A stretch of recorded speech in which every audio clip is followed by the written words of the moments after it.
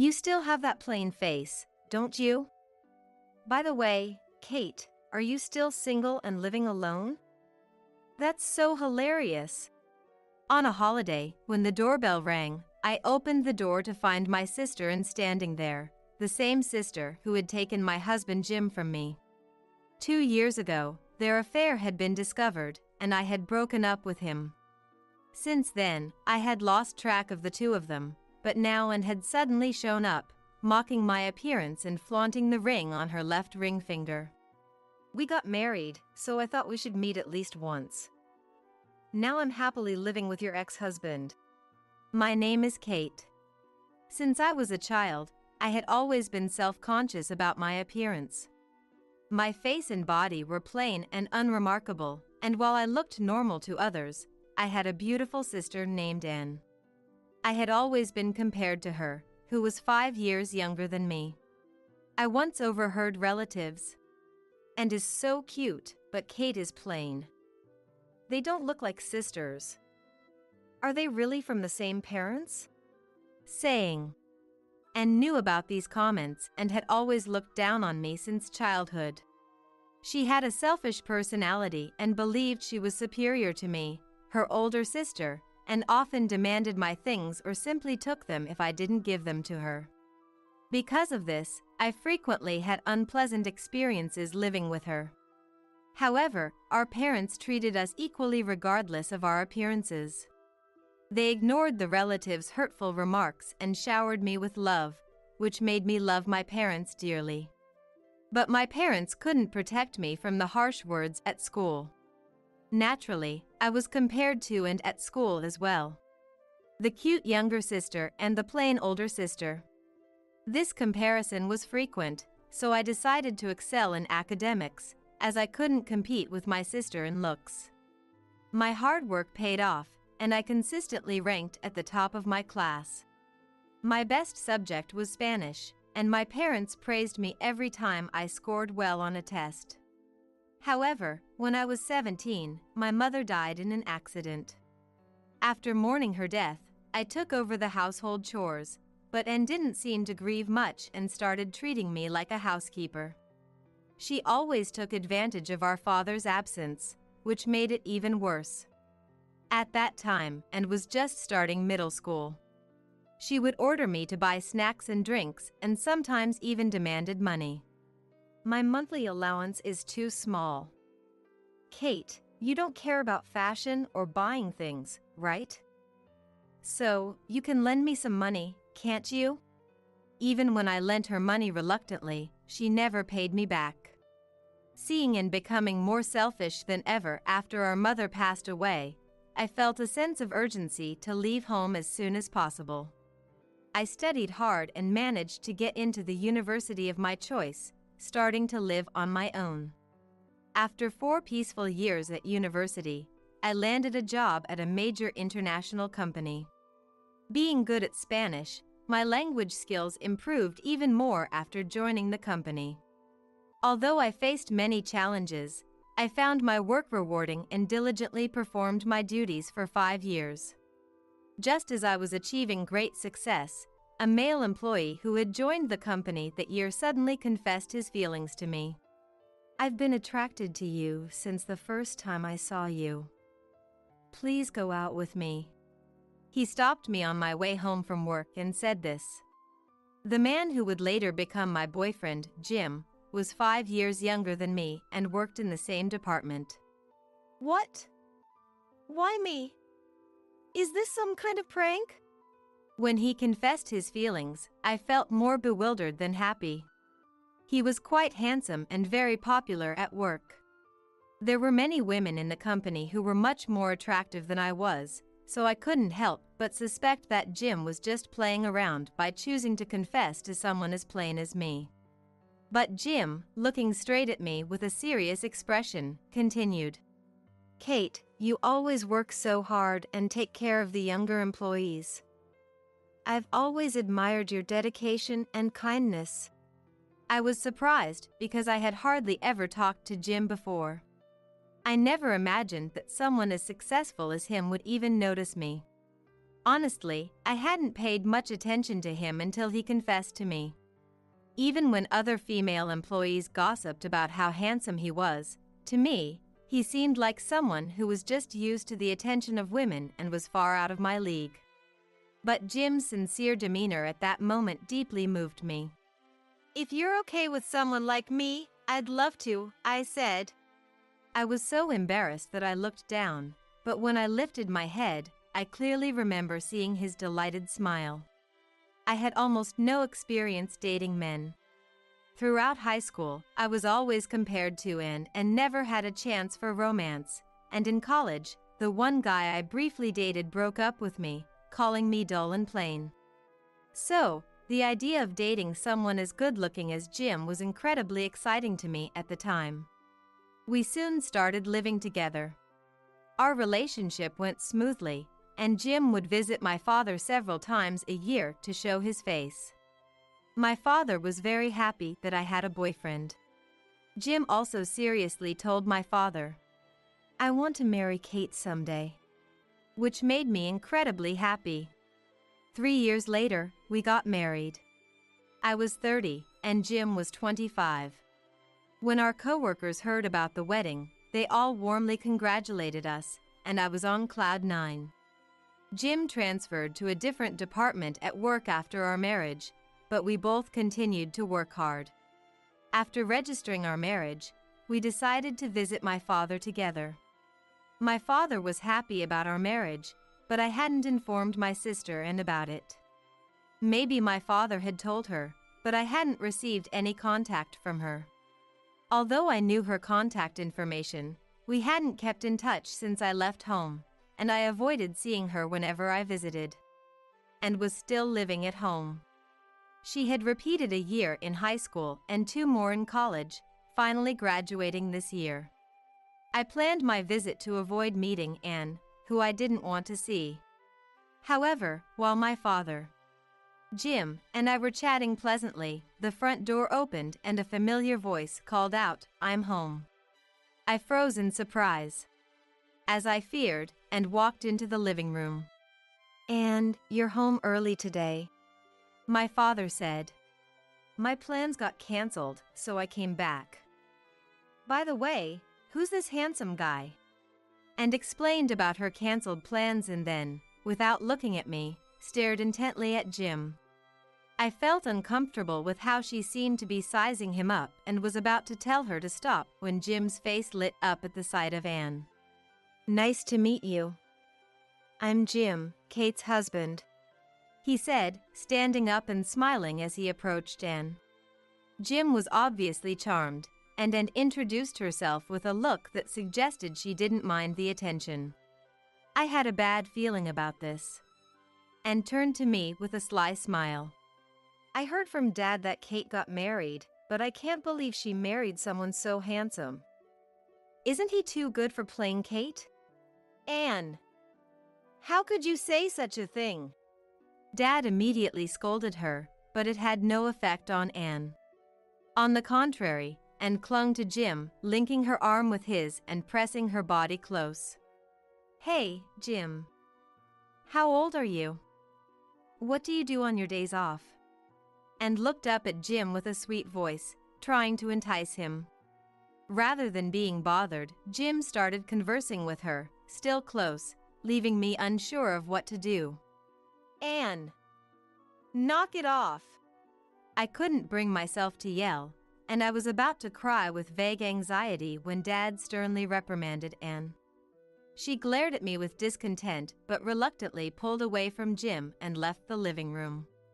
After that, conversations with Dad didn't go smoothly, and we decided to leave.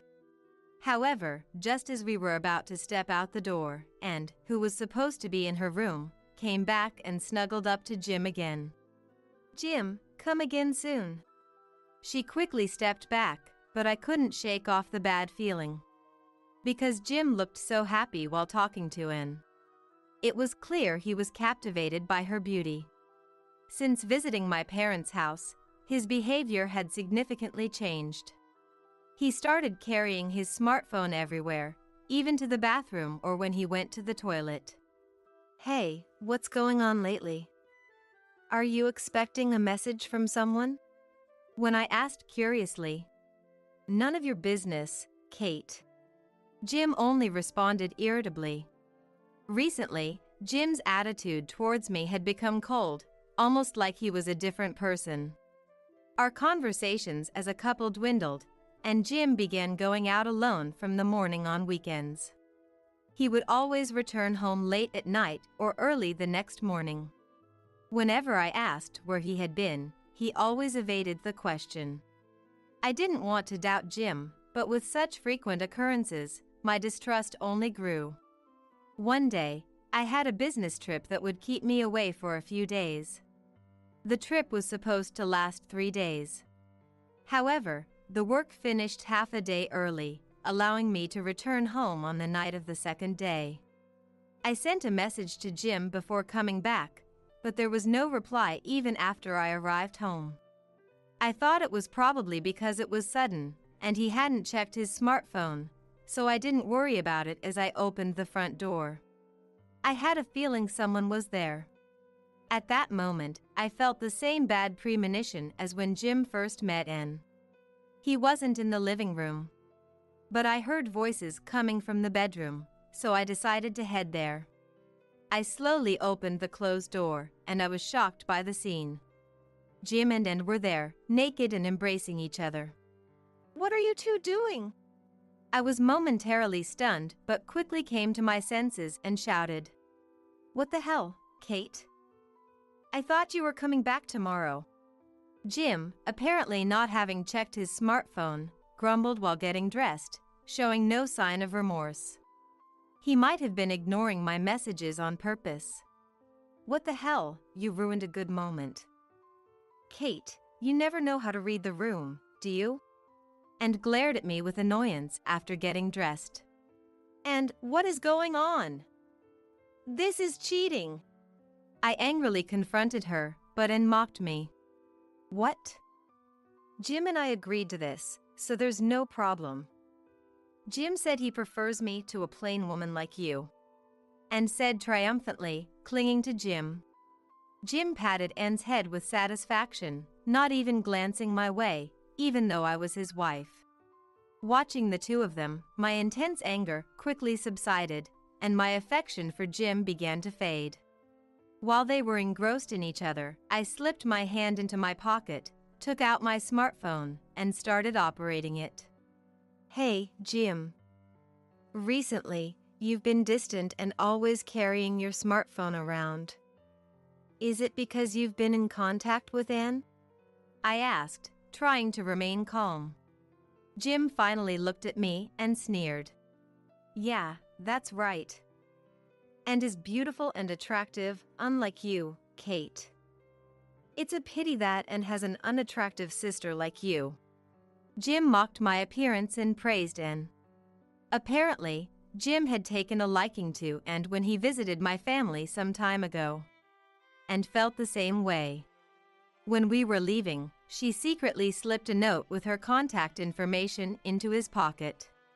Jim sent a message to the number on that note, and that's how their relationship started, Jim explained unapologetically. "Furthermore, I only married you because I knew about your achievements and thought you'd make a good wallet. Who would want to be with someone as unattractive as you otherwise?" Hearing his insults, my vision nearly went black. Jim's serious demeanor when he confessed his feelings to me had been a lie to deceive me. Fighting back tears of frustration, I quickly called my father to report what Anne and Jim had done. My father rushed over to my house, and seeing Jim and Anne together, he was furious. "You too. What a stupid thing you've done."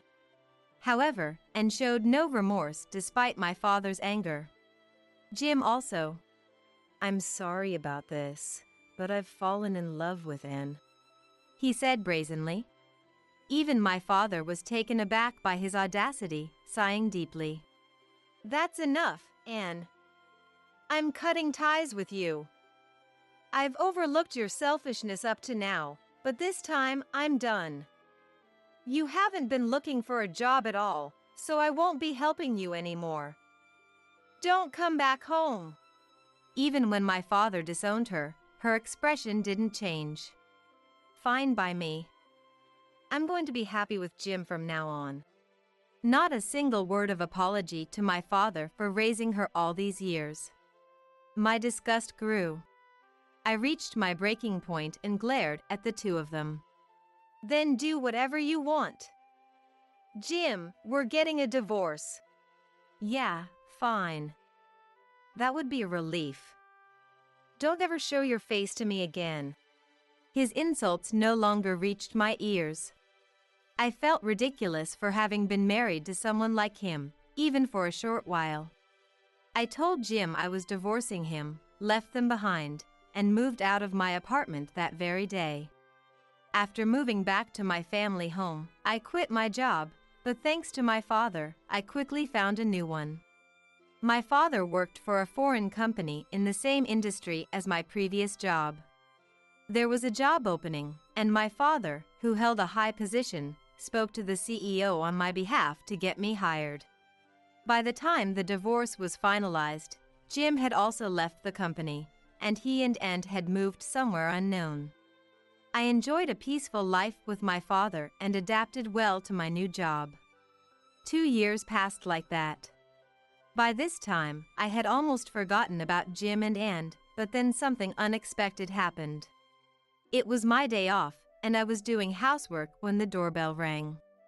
When I opened the door, there stood Jim and Anne, who had been missing. Seeing my face, they both sneered. "How have you been?" Jim said to me, as I stood there in shock at their sudden visit. "You still have that plain face, huh? Seriously, Kate, still living at home and single? It's hilarious." And laughed. "What are you even doing here?" I asked, feeling exasperated, and took the opportunity to show off her left hand. A ring sparkled on her ring finger, and Jim was wearing a matching one. "We got married. Thought we'd drop by to see my dad at least once. Jim and I are living happily together now." I gave them a cold look, wondering how she could say that to her ex-wife. I wanted to slam the door shut and kick them out immediately, but they pushed past me and forced their way inside. "Move. Is Tom here?" Jim bumped into my shoulder on purpose as he rudely entered the house. And, who had been disowned by my father, acted like she didn't remember any of it. Hearing the commotion, my father came out from the back of the house. He was momentarily surprised to see and Jim, but quickly put on a smile. "Oh, Anne. And Jim, too. You came at just the right time. I have something to discuss with you both. Come this way." And Jim seemed pleased by my father's reaction. They followed his lead and headed to the living room with light steps, and I trailed behind them. My father handed them some papers as they sat down on the couch, without a hint of suspicion. Their faces froze as they read the contents. It was a bill for compensation for their affair with me. "What is this? Dad, what does this mean?" Jim and Anne protested, turning pale. My father, his earlier cheerful expression replaced with a stern glare, said, "There's nothing to explain. I never forgave you for what you did to Kate. I couldn't track you down before, but now that you're here, I'm holding you accountable." He pressed on as and Jim grew more anxious. "At the time, Kate captured photos and recordings of your affair. The evidence is solid. You can't talk your way out of this." And Jim fell silent under my father's harsh scrutiny. 2 years ago, I had secretly recorded audio and taken photos when I caught them in the act. I still had the data on my smartphone, ready to present it as proof of their infidelity.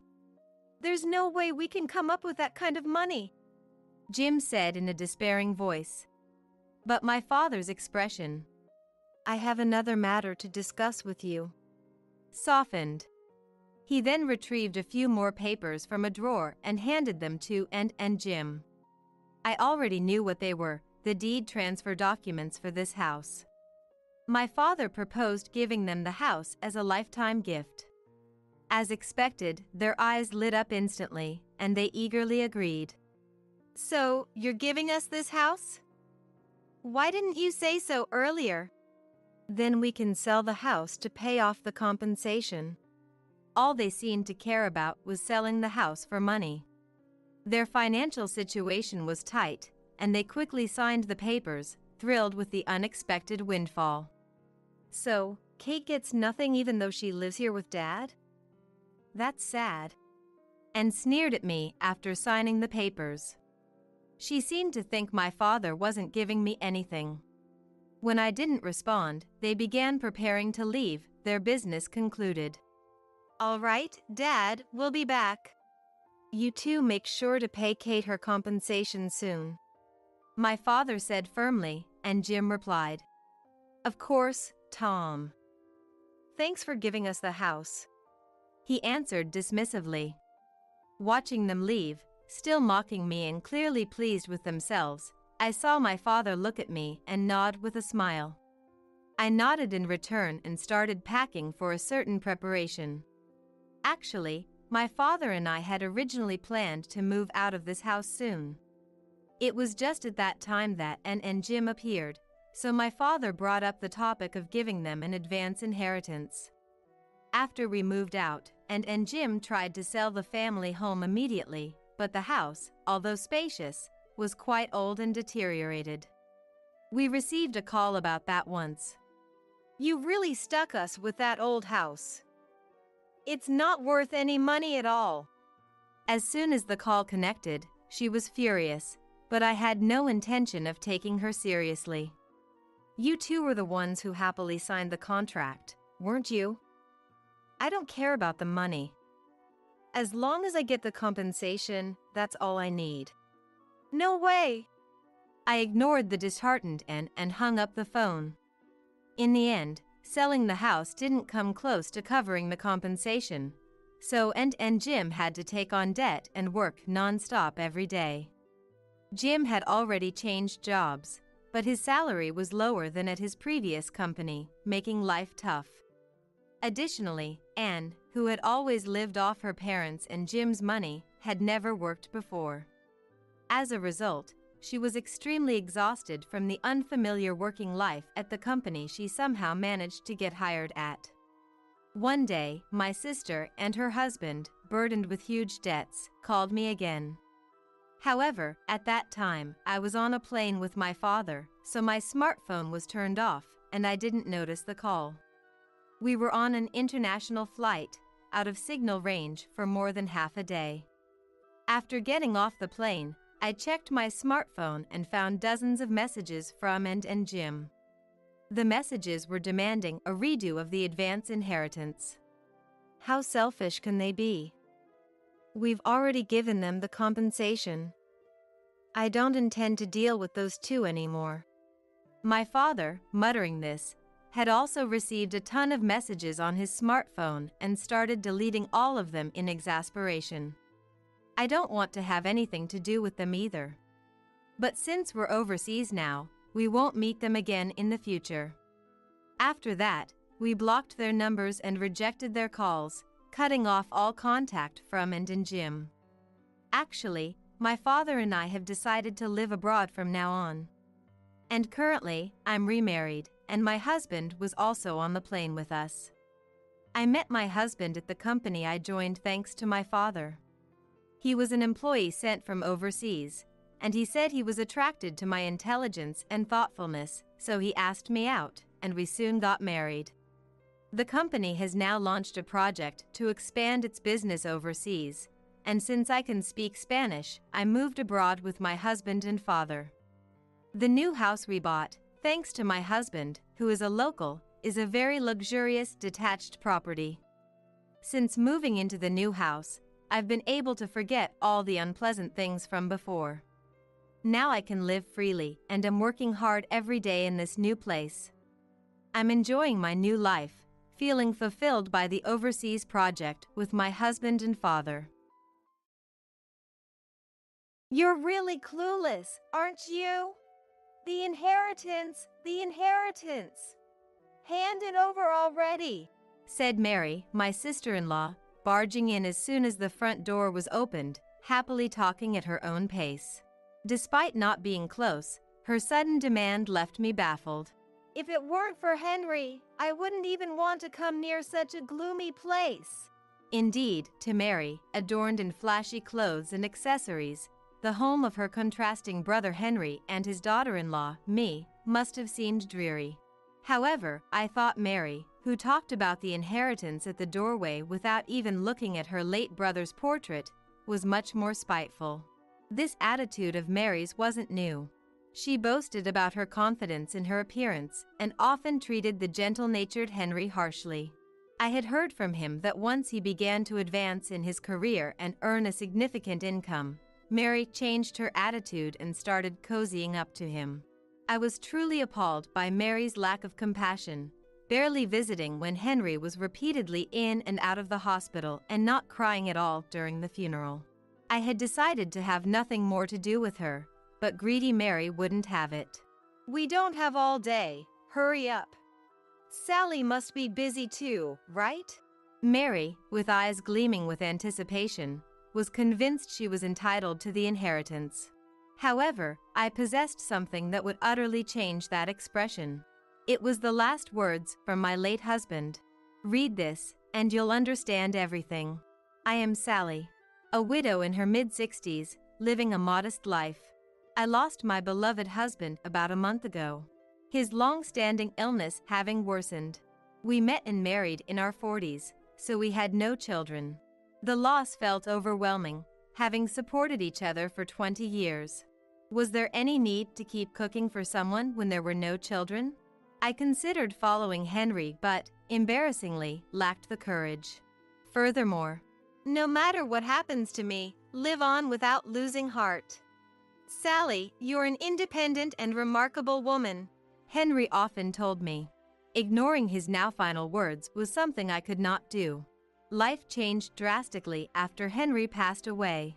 I witnessed his last moments at the hospital in the middle of the night, then went straight to arrange the funeral, which proceeded smoothly. This time, being too overwhelmed to mourn or dwell on my thoughts about Henry was somewhat a relief. Many people, including my sister and her husband, encouraged me and helped prepare for the funeral, which helped me get through this month. I barely remember this period. Sally, you did a commendable job as the chief mourner. Henry must be resting in peace in heaven, assured by your strength, my sister later told me. Though everything was new and I was constantly on edge, which led to a few days of illness, it wasn't all bad. More people attended the funeral than I had anticipated. Henry had worked at a renowned company and was a senior executive, so I expected many attendees I wouldn't know. However, colleagues from the company praised Henry's character and some even shed tears. Among them were people who had traveled from overseas branches, sharing stories of going out for drinks with Henry during his business trips. It was regrettable that I couldn't spend ample time with each of them, but I made sure to note down everyone's names and addresses to send thank you notes and small tokens of appreciation later. My sister and her husband took care of these arrangements, allowing me some respite now. I'm endlessly grateful for Henry's gentle nature, which, I believe, made this possible. I want to boast about being blessed with such wonderful people, but lately, I've had doubts. Primarily because of his sister, my sister-in-law, Mary. Despite being 12 years younger than Henry, Mary is still youthful compared to women her age. Her high sense of beauty made her somewhat of a celebrity in the neighborhood. And she is well aware of it, seemingly enjoying her days enhancing her beauty. I have no issue with that. Though she's turning 58 and the appropriateness of wearing miniskirts is debatable, it's not for others to judge, so it doesn't bother me. The problem lies in her constantly making snide remarks towards me. I'm not as pretty as her, nor do I share her enthusiasm for yoga and spas. Sally, you always look so dowdy. Aren't you embarrassed? Henry was wealthy. Why didn't he marry someone more beautiful? She'd say, evaluating what I wore as if appraising my worth whenever we met. What's with using an unknown brand bag at your age? And those shoes, how long have you been wearing them? You were wearing those the last time we met, right? It's easy for me to tell when someone lacks taste, even if their clothes are nice, because it shows in their accessories.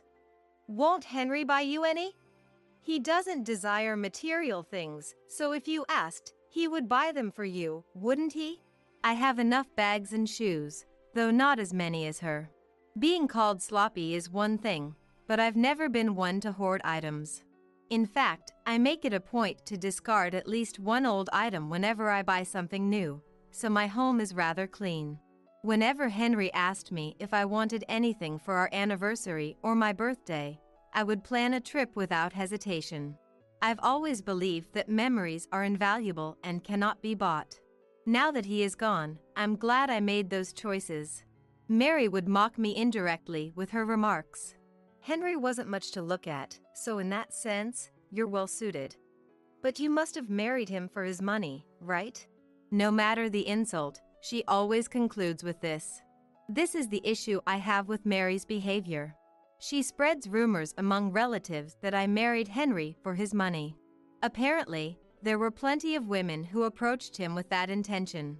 He wasn't one for gambling or nightlife. His hobby was mostly fishing, so I remember being surprised by the amount of his savings when we got married.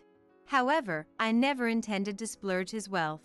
At that time, I had been working for 20 years at the same company and had my own savings, though not as much as him. Sharing similar values about not spending excessively was one reason we got married, not because I was after Henry's money as Mary claims. I've tried explaining this to her and asking her to correct this misunderstanding with our relatives, but she never listens. It seems she's decided we're incompatible and constantly finds fault with me. Say has always been fiercely competitive, and Henry, during his lifetime, tried to avoid her as much as possible. This might be why she barely helped with Henry's funeral arrangements. Indeed, I was the chief mourner, but whenever Henry fell ill or was hospitalized, she would never offer words of concern, no matter how often I contacted her. On the contrary, there was a time when she got angry and said, "Don't contact me about every little thing." After that, I internally decided not to inform Henry about anything that happened. However, thinking that letting Henry know could affect his condition, I would lie gently in front of him, saying, "Mary was worried about you."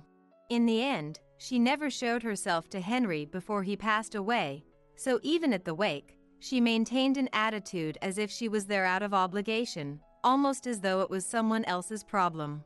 Yet, ever since she heard Henry was ill, she hardly had an appetite and cried so much she couldn't cry anymore.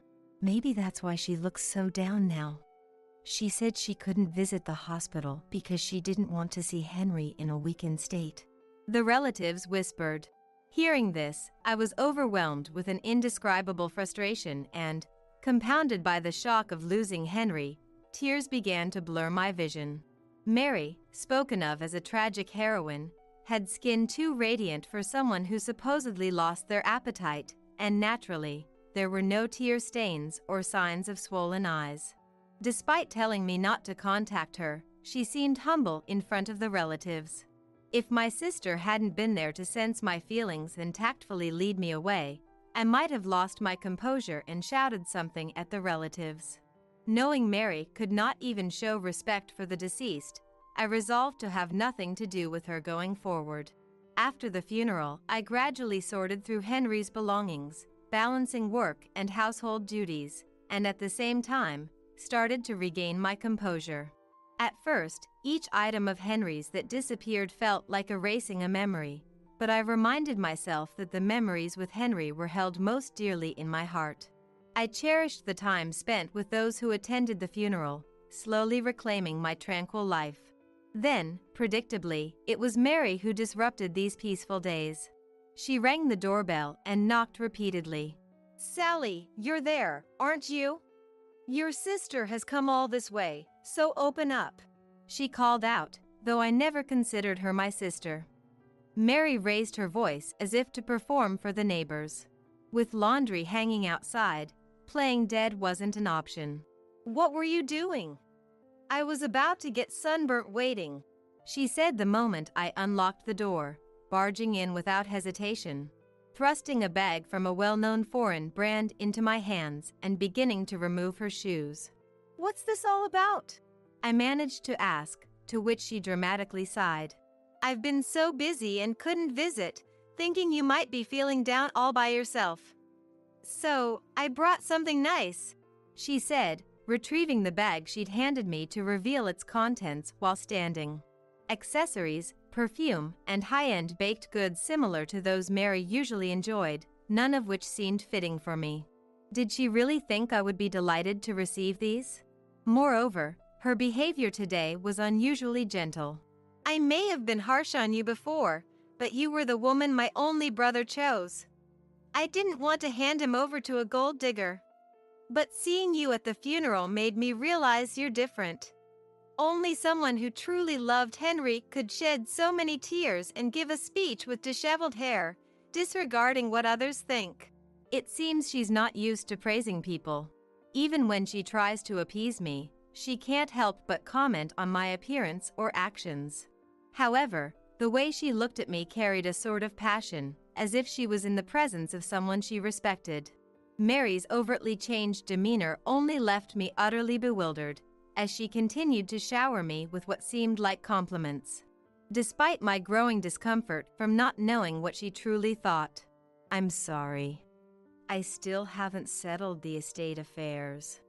It's not in a state for visitors right now, I conveyed gently. Her eyes narrowed, returning to her usual cold gaze. Do you really think I came all this way just to see your annoying faces? She shouted. It's about the inheritance, obviously. You shouldn't have to be told that. What? Confused by her gesture, indicating I should hand something over, I was at a loss. How long do you think I've been waiting? I have a pretty good idea of how much Henry earned, so I know roughly how much I should be getting from the inheritance. It's pointless for you to try to keep it all. Hand it over now. If you're thinking of deceiving me, I'll call a lawyer and the police. The division of property is being handled by a lawyer, so there's no deception involved. Don't play dumb. I'm entitled to a share of the inheritance, aren't I? She yelled, her face turning red. Given that Henry and Mary were siblings, it would be natural for Mary to have a share. However, Henry often spoke about this issue, expressing his concern. Mary, known for her beauty, alongside their parents who favored her, had bullied Henry since childhood for his looks. To prove them wrong, Henry excelled academically, attended a national university through scholarships and part-time jobs, and eventually climbed the corporate ladder in a major company. The only times Henry spoke of himself were about overcoming those dark times. Naturally, anyone would be troubled at the thought of such a person receiving an inheritance. When Henry confided in me about this dilemma, I urged him to decide for himself. I only learned of Henry's decision after his passing. Unaware of this, her demeanor shifted dramatically, railing against me. For a daughter-in-law to almost take the entire inheritance, you're just as greedy for money.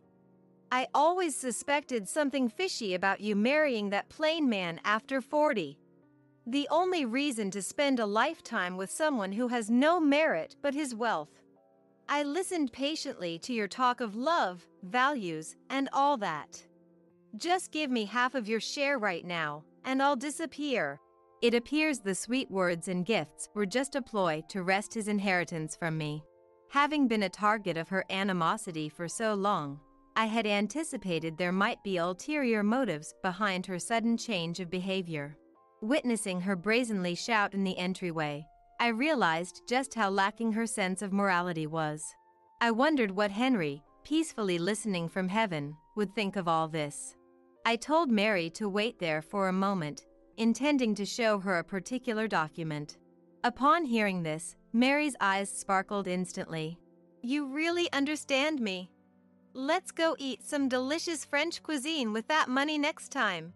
and she blurted out something nonsensical.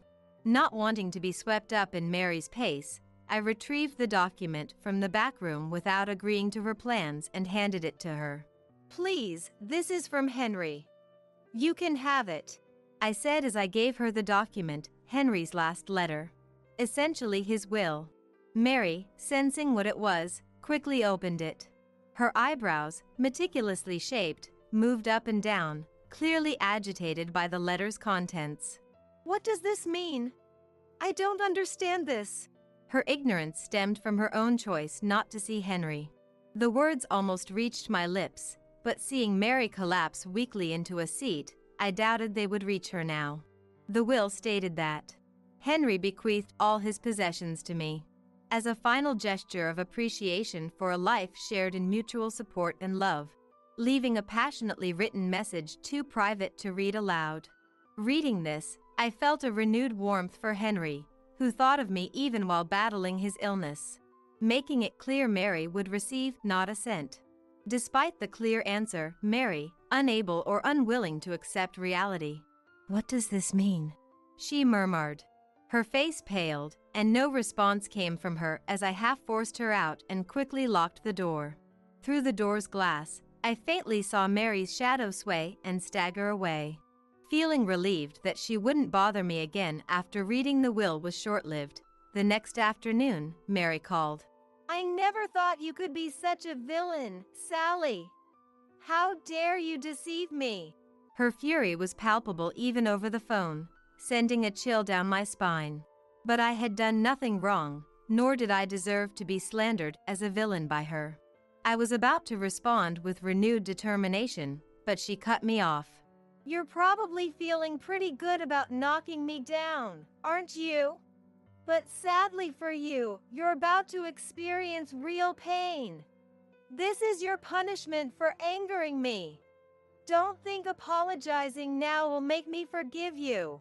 I could vaguely understand she was talking about the inheritance, but I had no idea what she meant by me feeling pain or apologizing. Confused and silent, perhaps she thought my silence was hesitation, as she began to laugh loudly. "See? It's too late for apologies. I'd love to visit you right now, but I have an appointment with my lawyer, so I'm busy." Her triumphant statement made no sense to me. Why she needed a lawyer or why she felt the need to inform me about it was beyond me. Instead of bothering with me, she could have gone to her usual yoga or spa sessions, I thought idly, only to be interrupted by her yelling. "Don't you understand the situation? Talking to you is just frustrating, a real beauty killer. I'm not satisfied with the division of the estate and am preparing to sue over it. Whether you schemed in secret with your husband or not, it's inconceivable for a daughter-in-law to take everything. It's against the law. Thinking showing me Henry's will would silence me was a big mistake.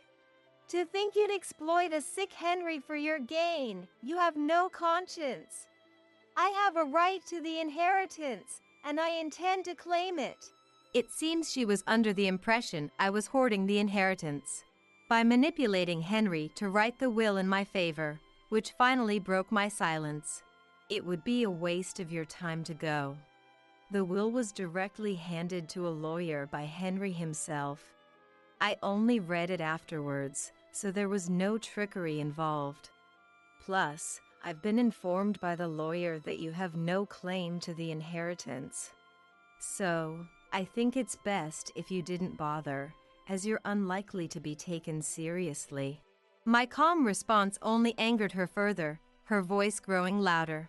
"What's with that attitude? You won't be able to act so smug for long. Just wait, I'm serious. I've been calling repeatedly since yesterday and finally got an appointment. The lawyer understood my determination. Surely, they'll be on my side and manage to get compensation from you. Just you wait." With those words, reminiscent of a cartoon villain, she hung up. Why she called when she wouldn't listen to anything I said was beyond me. Perhaps she thought the mention of a lawyer would rattle me, enjoying the thought of my unease. far from reflecting on not receiving a cent from her own brother, she seemed rather invigorated by her resolve to take what she believed was hers by any means necessary. Months passed without incident, and I managed to sort through Henry's study, which had been cluttered with various items. In parallel, I gradually packed up, leaving the house filled with memories of Henry and me. Henry had always wanted to retire to a quiet house in the suburbs, and I decided to fulfill that wish. Selling the house and land we lived in, I moved to an area where my sister and her husband lived, using the proceeds as a down payment. While it's regrettable we couldn't do it while Henry was alive, our dog Max, who had been with us for over 10 years, seemed to enjoy the new home. Letting go of the house meant I had far fewer belongings, but the thought of gradually making the new place comfortable brought me some hope for the future. Yet, the strange feeling of Henry's absence persisted, and the lack of furniture only seemed to amplify the loneliness. Especially when Max was sleeping, I found myself lost in thought more often than not, knowing it wasn't particularly healthy. As if interrupting my days, my smartphone suddenly blared one day. Half asleep and without checking, I answered during a TV show. "You're trying to ruin me, you curse!" It was Mary, screaming without any preamble, which instantly woke me up, though it was still unclear what she was ranting about this time. Sensing my silence, Mary didn't wait for a response before continuing. "It's your fault I'm getting divorced. The inheritance didn't come through because of you." What? My surprised response was more out of formality. I had guessed the situation. Likely, Mary had told her husband she would receive a portion of Henry's estate, and their relationship soured when that didn't happen. A fragile marriage, to say the least. Blaming their issues on me was hardly fair. "Don't just stay quiet. Apologize. Your fault I can't live properly now. What am I supposed to do all alone?" Why don't you work? You're still young in your 50s. I retorted, causing Mary to fall silent. Whether irritated by the suggestion to work or caught off guard by the mention of her age, Mary needed to face reality eventually. If you were living on your husband's salary, you shouldn't need the inheritance, right? Why did it lead to divorce? My husband was after Henry's estate from the start. If Henry's inheritance wasn't coming through, then he had no further use for me. Despite having spent decades together, he claimed all was ruined because of me, a woman whose only assets he saw were her looks and money. He even said he wanted his time back, expressing his anger dramatically. Why should I be the one to get yelled at? My husband is a pitiful man with a low salary. I'm the one who wants my time back. I had only met her husband at family meetings and then yearly at Christmas gatherings. Like Mary, he had a flashy impression, fond of brand-name clothes, accessories, and luxury cars. Given her mention of his low salary, it's likely they both had been eyeing Henry's wealth for some time, probably spending recklessly without any savings. Having lived lavishly on her husband's dime, Mary wasn't in a position to make claims. Marrying someone for their money and then squandering it was their own fault. Even after consulting with a lawyer, I was turned away, told I had no claim to any inheritance. Everyone's making a fool of me. But you're the one I can't forgive. If it weren't for you, none of this would have happened. Despite my warnings, she went to the lawyer, only to face the embarrassment I predicted. "Sally, you must have brainwashed my husband, right? He said he should have married someone like you. Why does he mention your name? You must have seduced him behind my back. That's the only explanation." Why would you think that? I don't even have his contact information. Lies. He's never praised a dowdy middle-aged woman before. You must have seduced him and had an affair. Confess, and if you give me the inheritance, I might forgive you. This is nonsensical. Frustrated by her baseless accusations, I ended the call. The house was already being demolished, and the land was sold, so she couldn't come after me there. I hadn't given her my new address, making future encounters nearly impossible. Just to be sure, I blocked her number, determined to live peacefully. Half a year passed, and Max adapted well to our new life. My sister and I went out to eat once or twice a month, enjoying our days. My recent health checkup showed no issues, and the local shops provided convenience, leaving little to worry about except for that phone call a few months back. Mary, having divorced and depleted her savings, apparently sought welfare support at the social welfare office. During her visit, she was told that if she had relatives who could support her, she would not be eligible for assistance. The relatives who once praised Mary all refused to help with her living expenses, likely aware of her history of lavish spending. This led to her being isolated from her relatives. A caseworker then contacted me, but of course, I had no intention of helping. Considering how she and her ex-husband had approached us with financial motives and her disrespectful behavior even at the funeral, I felt no obligation to assist her now. Despite her accusations of me being money-minded, it was Mary who had succumbed to her own greed. I'm unaware of her current situation. Rumors suggest she quickly lost a job she had found due to conflicts, or that her neighbors noticed her ex-husband's absence, deducing their divorce and her subsequent move. No one seems to know where or how Mary is living now, and I've lost interest over time. Regaining my peace of mind, I cherished my time with Max more than ever. Max, who was always gentle like Henry, became even quieter with age, which worried me. My sister, a longtime dog lover who adored Max, surprisingly acquired a puppy one day. Excited, I visited my sister's family, greeted by a small Shiba Inu. Max, immediately taken by the puppy, watched it play joyously. I hoped the puppy would become a good friend for Max, smiling at the heartwarming scene. Mom's been in an accident and taken to the hospital. Please, can you drive me there? I pleaded with my husband, tears streaming down my face. I had just received word that my mother was in a critical condition, unconscious after a traffic accident. However, upon hearing the situation, my husband responded, "I can't, I'm off to a company trip now," bluntly refusing my desperate request. Even as I persisted, he mocked me, saying, "The trip is more important to me. Visiting someone else's mother in the hospital is a waste of time. I'm definitely not going. My name is Jane. I'm 29 years old. My husband, Ben, who is a year older than me, and I got married 2 years ago, both of us working full-time. We met in the same university club. Although the club had many members and it was hard to talk to everyone, we ended up sitting next to each other at a drinking party one day, which led to us becoming close. We also discovered that we both were only children who grew up in single-mother households after losing our fathers early, which quickly brought us closer together. We started going out more and naturally progressed to dating. When we both became comfortable in our jobs as working adults, Ben proposed. Neither of us is currently thinking about children since we're both focused on our careers. However, we do want them eventually and have talked about buying a detached house when the time comes, shortly after getting married. Currently, we're renting an apartment and live close to both of our parents' homes. Since both our fathers have passed away, our mothers, Sarah and my mother-in-law Mary, live alone but have become very good friends.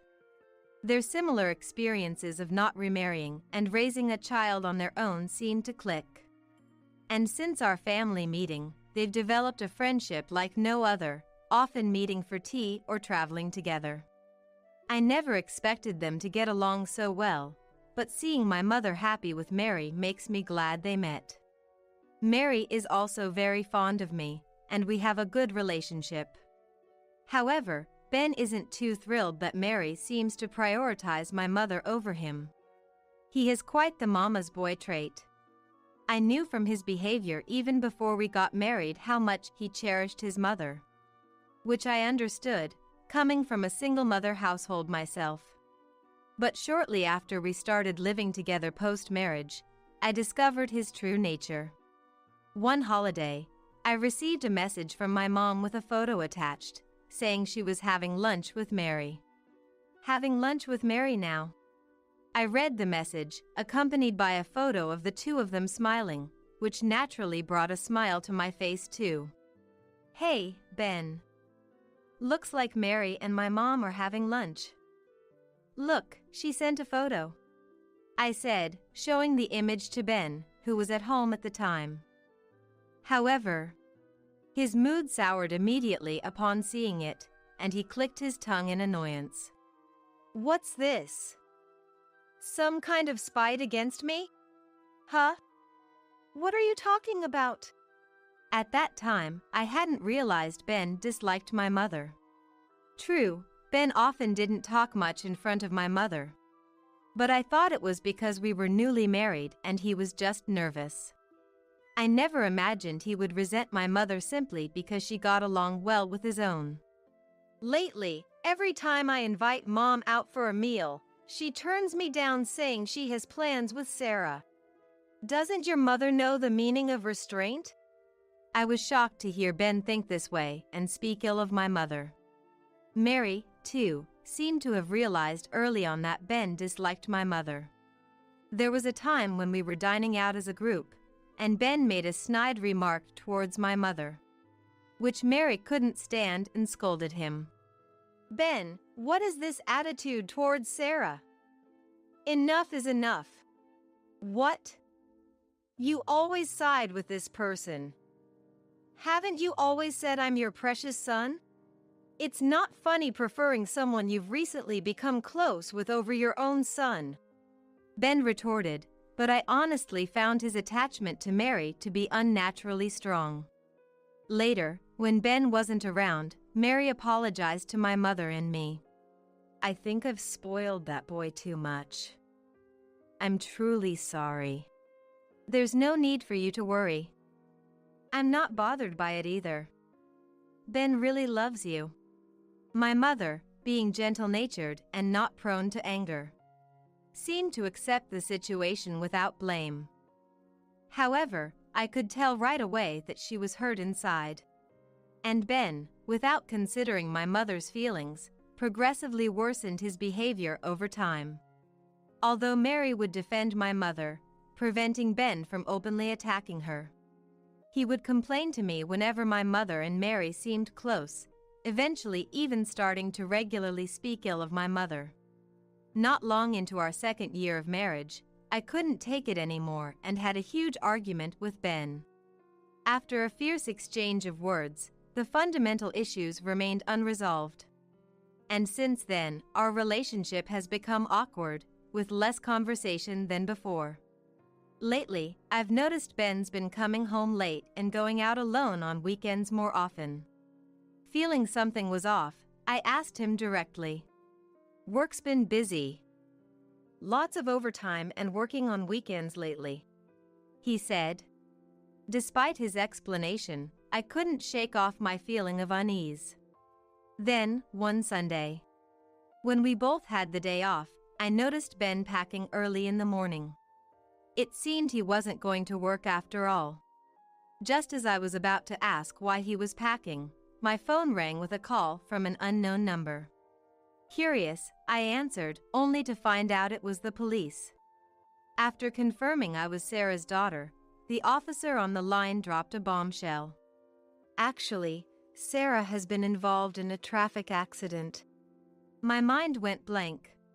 "Mom!" She was already taken to the hospital, in a critical condition and unconscious. After getting the hospital's name, I managed to end the call with trembling hands. Tears started to overflow as I struggled to think, but knew I had to get to the hospital. However, I don't have a driver's license, so I desperately begged Ben for a ride. "Ben, something terrible has happened. Mom's been in an accident and taken to the hospital. Please, we need to go now." But upon hearing the situation, Ben made a face of displeasure. and said, "What?" "I'm about to leave for a company trip. I'll be late for the meetup. Deal with it yourself," flatly refusing my request. A company trip? Today? You never mentioned anything. I realized why he was packing, but I hadn't been informed about the trip at all. And to my shock, he mentioned the trip would last 2 weeks. How can you think of going on a trip at a time like this? Mom might. Enough. The trip is more important to me. Your mother is just an unrelated stranger to me. Visiting someone I hate is a waste of time, and I'm definitely not going. Ben hurled cruel words at me, scoffing. "Get out of the way. I have a plane to catch and I'm busy." He pushed past me, whistling as he packed his clothes into a suitcase. Furious, I yelled, "You're the worst. Just do whatever you want," and left the house, hurrying to the hospital by taxi. Ben went on his trip as planned, oblivious to the crisis unfolding around me. I tried calling him multiple times over the 2 weeks, but couldn't get through. When Ben returned home in high spirits 2 weeks later, I gave him a cold look. Now I have to give Mom her souvenirs. "I wonder if Mom's doing okay," he said optimistically. Without responding, I quietly agreed to go with him to his mother's house. On the way, Ben happily talked about all the souvenirs he bought for Mary. Ben didn't say a word of concern about my mother, who had been in an accident. Upon arriving at his parents' house and trying to open the door, Ben stopped, puzzled. "Huh? Why is it locked?" It seemed unusual for the door to be locked, since Mary usually didn't lock it when she was home. "Is Mom not here?" Ben murmured. I pushed past Ben, pulled out the spare key I had for their house from my bag, and unlocked the door. "Hey! Why do you have the keys to the house?" Ben looked bewildered, but I didn't respond. Entering the house before me, Ben tilted his head in confusion upon not seeing Mary. "Doesn't something feel off?" As Ben moved towards the bedroom, I stopped him. "Not that way. This way," I said, leading him to the living room, where a new portrait of the deceased Mary was displayed. "What?" Stunned, Ben began to tremble, and, half crying, rushed to the portrait, turning to me. "Hey! What's going on? What is this?" I sighed deeply, holding back my anger, and explained. "Mary passed away while you were on your trip. The funeral's already over." Ben glared at me, furious. "Don't joke around. How can this be? Why does Mom have to die? Wasn't it your mother who was in the accident and in critical condition? If anyone was supposed to die, it should have been her." Despite Ben's outrageously insensitive outburst, I calmly explained what happened after my mother's accident. My mom woke up after the accident. She had a fracture and is currently undergoing rehabilitation but is gradually recovering. Though my mother was still hospitalized, she was slowly getting better thanks to the medical staff's efforts. But Ben was unsatisfied. "Then why did Mom have to?" he asked. "It seems that on the day my mom had her accident, she was on her way to our house. She fell from a pedestrian bridge." And I hesitated before answering. "I guess you had told Mary about going on a business trip, hadn't you?" "Yeah, I did mention it, but..." "Mary had been suspicious of you lately. You've been unreachable more often. She probably wanted to verify if you were really going on a business trip," I explained, and Ben looked shocked. According to Mary a month ago, Ben used to call or message her daily, but recently, communication had almost stopped. Mary had trouble reaching him by phone, and on the rare occasions he did call back, he would quickly say he was busy and hang up. Mary thought Ben, being of a certain age, might have naturally become less dependent on his mother. However, she suspected Ben might be hiding something. With her suspicions growing, Mary decided to check if the business trip story was true. Coincidentally, around the same time, I received the call about my mother's accident. Mary, who passed away, had brought souvenirs from a day trip she took with my mother last month, intending to give them to us. That day, I was too distraught to think of anything but getting to the hospital. So I didn't have the chance to inform Mary about my mother's accident. Mary must have taken the bus to the stop closest to our apartment and then walked the rest of the way. There's a pedestrian bridge on the way, and it seems she fell while climbing it. A witness said she missed a step just before reaching the top and tumbled down. Though an ambulance was called immediately, she had hit her head hard. And that's how Mary died. After explaining this to Ben, I glared at him intensely. After learning about Mary, I called you numerous times. Over these 2 weeks, no matter how I tried to contact you, you never answered your phone or replied to any messages.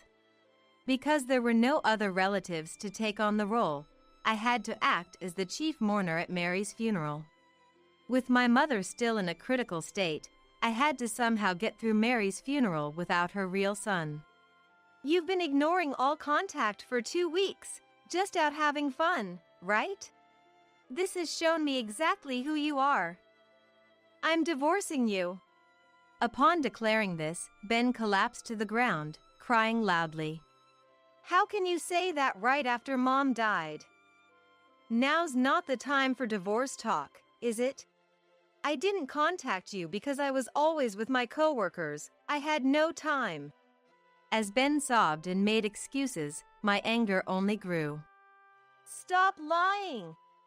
I raised my voice and pulled out a piece of paper from my bag, thrusting it in front of Ben. It was the itinerary for the company trip I found in Ben's room. It says here the company trip was from the 12th to the 19th for 1 week. But you were gone from the 5th to the 19th. You said just before leaving it was for 2 weeks, right? So what were you doing and where were you from the 5th to the 12th? Well, that's... I know. You were cheating, weren't you? And you spent that week with your affair partner, right? As I spoke with certainty, Ben, who had stopped crying, began to panic. What are you talking about? Cheating. I took leave for the remaining week to go on a trip with friends. See, work's been busy, and I needed a break. Fed up with Ben's continued excuses, I pulled out a mobile phone from my pocket. The moment he saw it, his face turned pale. This mobile phone belonged to Ben, found in his closet while he was away on the trip. Likely, there was another mobile phone in his bag, prepared specifically for communicating with his affair partner. Ben had previously claimed he couldn't contact me while on his trip due to lack of time. But he had left his regular mobile phone at home, making it impossible for him to notice any calls. You've been lying through your teeth. You left this phone at home to spend time with your affair partner, didn't you?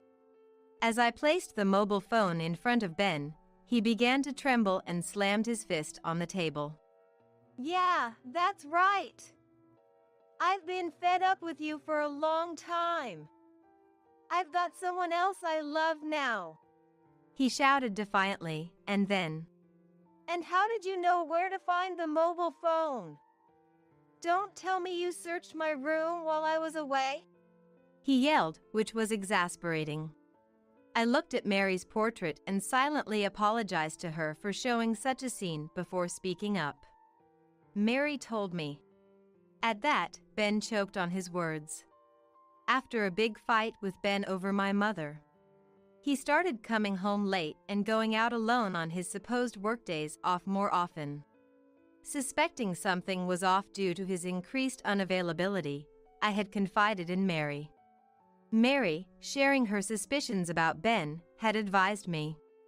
Ben has had a habit since he was little of hiding things that are inconvenient for him, like bad test scores or a glass he broke that his father cherished. He's always securely hidden such things in the closet. If you find a bunch of towels there, it's likely he's hiding something among them. After Mary passed away, I remembered her words, checked Ben's closet, and sure enough, found the mobile phone. I can't believe Mom would tell you such a thing. Ben was visibly distressed, not having expected Mary to doubt him. However, seeing his dismayed state didn't sway me. I will be seeking a divorce and compensation. I'm prepared to consult a lawyer and take this to court if necessary, I stated firmly, conveying my resolve. Ben groaned but, realizing he had no way out, reluctantly agreed. Afterwards, we properly divided our assets, and the divorce was finalized. However, the following month, just as I was settling into my new life, I received a call from Ben. Reluctantly answering, I heard Ben plead. Jane, please, I need your help. What's the matter, exactly? He explained he was in trouble at work after they found out about Mary's funeral. Since Mary had been listed as Ben's dependent, her death and the necessity of returning her insurance card to the company meant that her death was only then reported to the company, revealing that the funeral had taken place during the company trip. Ben was seen as a disrespectful son who didn't attend his own mother's funeral or even show up, garnering cold looks from his colleagues at work. Yet, Ben lied there too, shifting the blame by claiming I hadn't informed him about Mary's funeral. However, hastily sharing different stories with different people only made things worse. His inconsistencies and contradictions eventually unraveled, revealing his lies. Already viewed as inconsiderate, his repeated dishonesty led to doubts about his character, resulting in his isolation and eventual resignation to escape the situation. Now, without income, Ben is living off Mary's inheritance back at his parents' house. But the fact I didn't attend the funeral is known throughout neighborhood, making me feel ostracized. So, I thought about selling the house, but that's proving difficult. Ben is now recognized by the neighbors as the worst son, feeling awkward even just walking outside. He had planned to sell the family home quickly, but due to its age, there is a lack of interest from buyers. I'm really struggling right now. So Jane, let's start over. Remarry me and let's live together.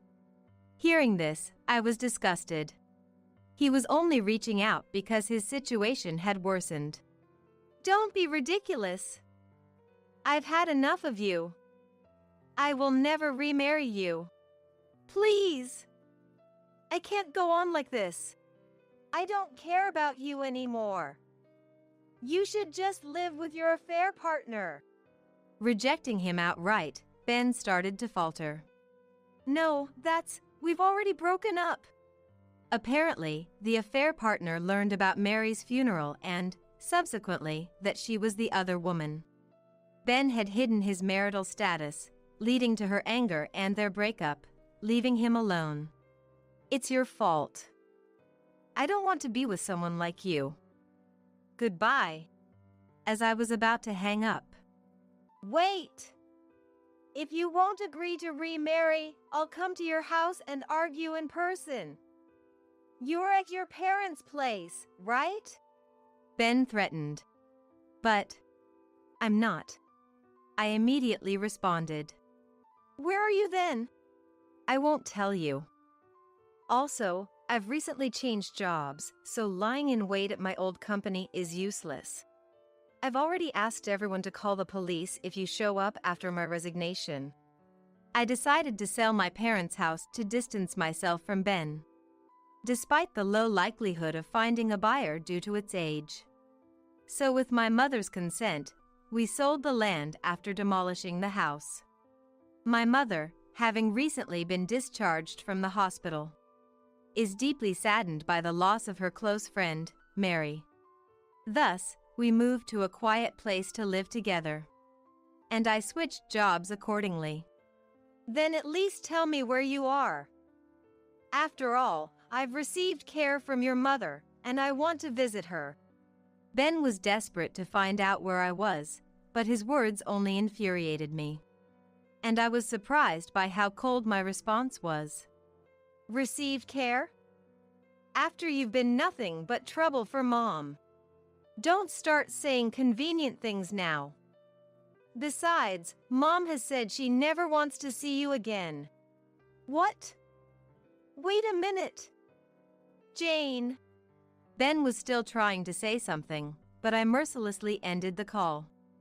I then blocked his number and changed mine a few days later.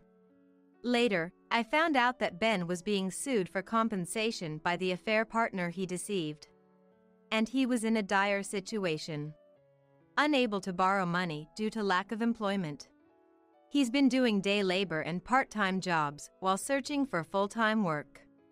My mother and I have started a new life in a new place. Relieved to have cut ties with Ben and reminiscing about Mary without stress. Mom couldn't attend Mary's funeral, nor has she been able to visit Mary's grave since her hospital stay and the move have kept us busy. It seems she hasn't fully accepted Mary's death, often crying while looking at photos and videos of them together. I really want to visit Mary soon, she said sadly, so I replied, yes, we should visit her grave soon. Planning to ensure we don't accidentally encounter Ben. I'm looking forward to making our new life in this new place fulfilling while supporting my mother.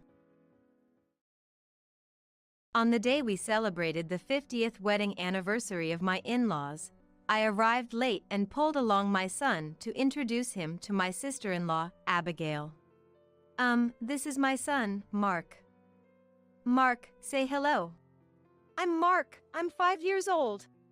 Mark clung to me and looked at Abigail, shyly greeting her.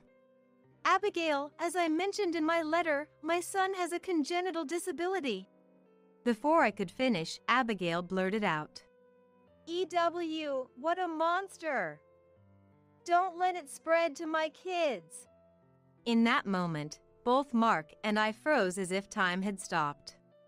Abigail's husband didn't say anything, but his look of discomfort was evident, clearly wanting to keep his distance. Kevin and the in-laws were speechless and rigid.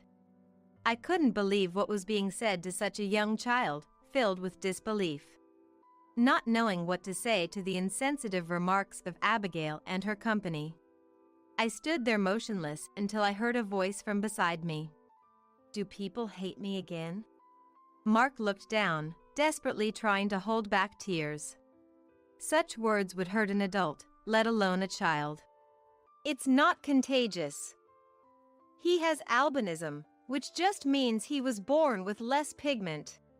It's still a disease, it can spread. Scarlett, get rid of that ugly kid fast. Get out. My husband was trembling with anger. During the heated argument, tears fell from Mark's eyes.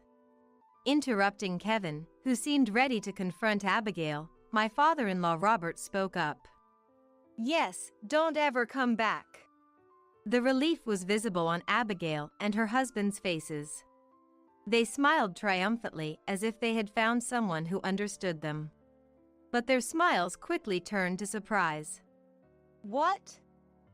Dad, what are you doing? My name is Harper, a 40-year-old housewife living with my husband, Kevin, and our son, Mark. Only 5 years ago, the thought of living happily as a family of 3 was unimaginable. Kevin and I had always wanted children but were unable to conceive. I desperately wanted a child, and so did Kevin, which led us to seek fertility treatments at a hospital. There were days when it was hard to see pregnant women in the waiting room, reminding me that children are a gift. Despite careful diet and health management, I often wondered why I couldn't have a child, leading to days filled with self-loathing. The fertility treatments were not only emotionally taxing but also a financial burden, leading to many tearful nights. During those times, the person who was always there to support me was none other than Kevin.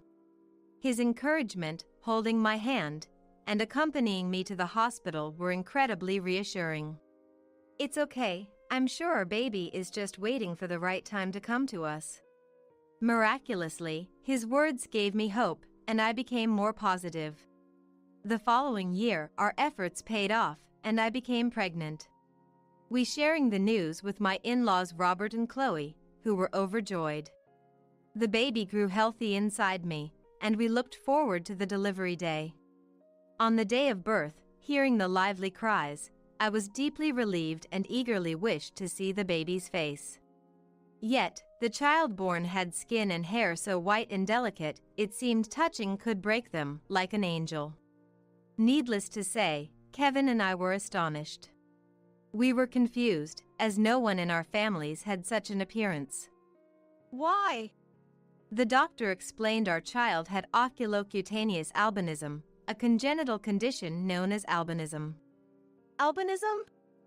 The one that happens to 1 in 20,000 people. It's a disease associated not just with physical appearance but also vision problems and sensitivity to sunlight.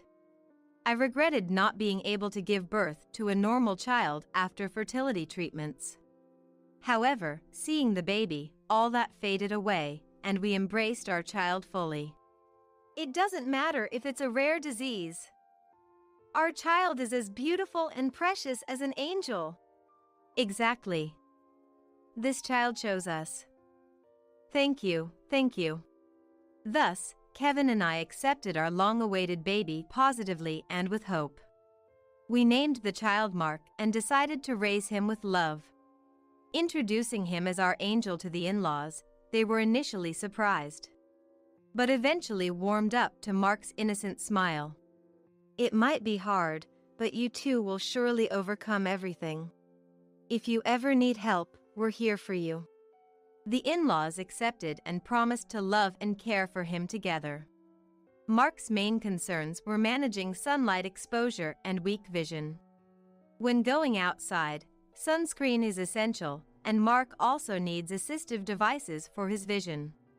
However, now, thanks to the internet, connecting with friends who share the same concerns has lessened the feeling of struggling alone. There are several considerations in Mark's life, but otherwise, he's a healthy and mischievous boy. Kevin and I are delighted to see Mark increasingly doing things on his own. And before we knew it, 4-5 years had flown by. During this time, we visited the in-laws' house for Christmas, long weekends, and whenever the timing was right. The in-laws live about a 10-minute bus ride away, and from the station. Robert always picks us up in his car, mindful of Mark's condition. "Thank you for always picking us up." "No problem. I always can't wait to see my grandson." Once in the car, Mark always brightened up. Certainly, he liked cars, but there was a more pressing issue for him: the stares from others. When on the bus, some people would gawk or recoil at Mark's appearance, whispering or turning away. There were even times when people pointed their phone cameras at him, leading us to ask them to stop and shielding Mark from their view. Such actions deeply saddened me as a mother and sometimes made me angry, wondering why they would do such things. Affected by these stares, Mark would shrink into himself on the bus. Especially since turning 5, he would hide behind me or Kevin, or cling to Robert and Chloe, curling up small. Thinking how hard it must be for Mark himself tightened my chest with pain. One night, before bed, Mark asked, "Mom, Dad, am I weird? Does everyone dislike me? Why would you think that?" I replied, "Because, in the train, everyone looks at me so much." Hearing Mark express his feelings was heart-wrenching, and I've never felt more distressed. Kevin seemed troubled too, his brows slightly furrowed. I pulled Mark close, looked him in the eyes, and assured him, "You're not weird, and nobody dislikes you. Even if people look, you can hold your head high." With tears welling up in his eyes, He listened to my words and simply replied, "Okay, I understand." "Mark, how about you sleep with Dad tonight?" Okay. Read me a story? Excited, Kevin headed to the bedroom with Mark. Watching them, I stayed in the living room, sighing. The 50th anniversary celebration for Robert and Chloe is coming up, and I'm a bit worried. At kindergarten, there are teachers to support and friends who are told about Mark's condition, which offers some comfort, but public places are a different story. Struggling with this challenge, Mark, Kevin, and I were all searching for solutions, discussing with friends as well. Recently, Kevin brought up the 50th wedding anniversary celebration of the in-laws. Abigail, my sister-in-law living far away, would be coming, and it was suggested we celebrate grandly with her family. Mark hasn't met Abigail yet. It might be a good opportunity, don't you think, Scarlett? Abigail too? Truthfully, I didn't have the best impression of Abigail, my sister-in-law. Her family moves often due to her husband's job, and I've only met them once or twice. When Mark was born, I sent a letter but received no reply. Worried they didn't care about our family, I felt anxious about introducing Mark. When I shared my concerns, Kevin reassured me with a smile, "It'll be okay." Abigail isn't that bad, and her husband has always been nice to me. Okay. I conceded, perhaps overly concerned about others' judgments. Maybe Abigail and her husband are genuinely kind, and the lack of response to my letter was just due to their circumstances. If they're coming all this way to celebrate their parents' 50th anniversary, we shouldn't dismiss their intent. While I could handle any comments about me, I worried whether Mark would be accepted or subjected to stares like on the bus. But we agreed to include Abigail's family. And so, with lingering anxiety, we approached the day of the 50th anniversary celebration. Due to flight schedules, Abigail's family would arrive later. For this special day, instead of Robert's car, Kevin and I escorted the in-laws to a high-end restaurant.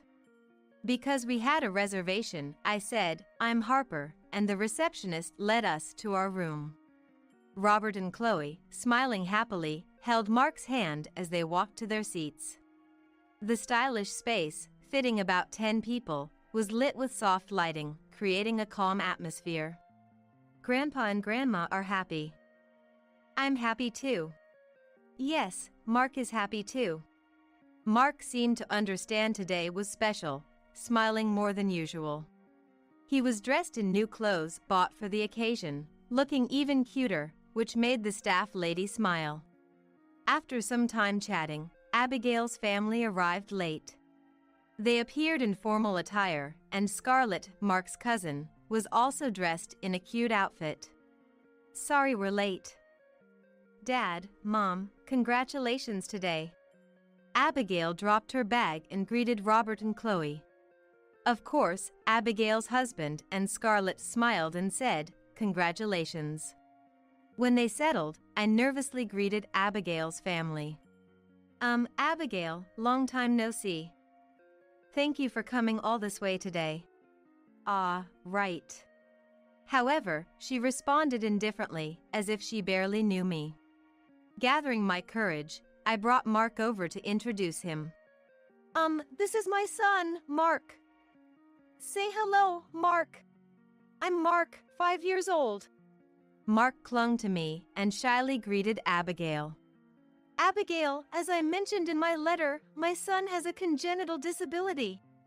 Before I could finish, Abigail bluntly said, "EW, what a monster. Don't let it spread to us." Instantly, Mark and I froze as if time had stopped.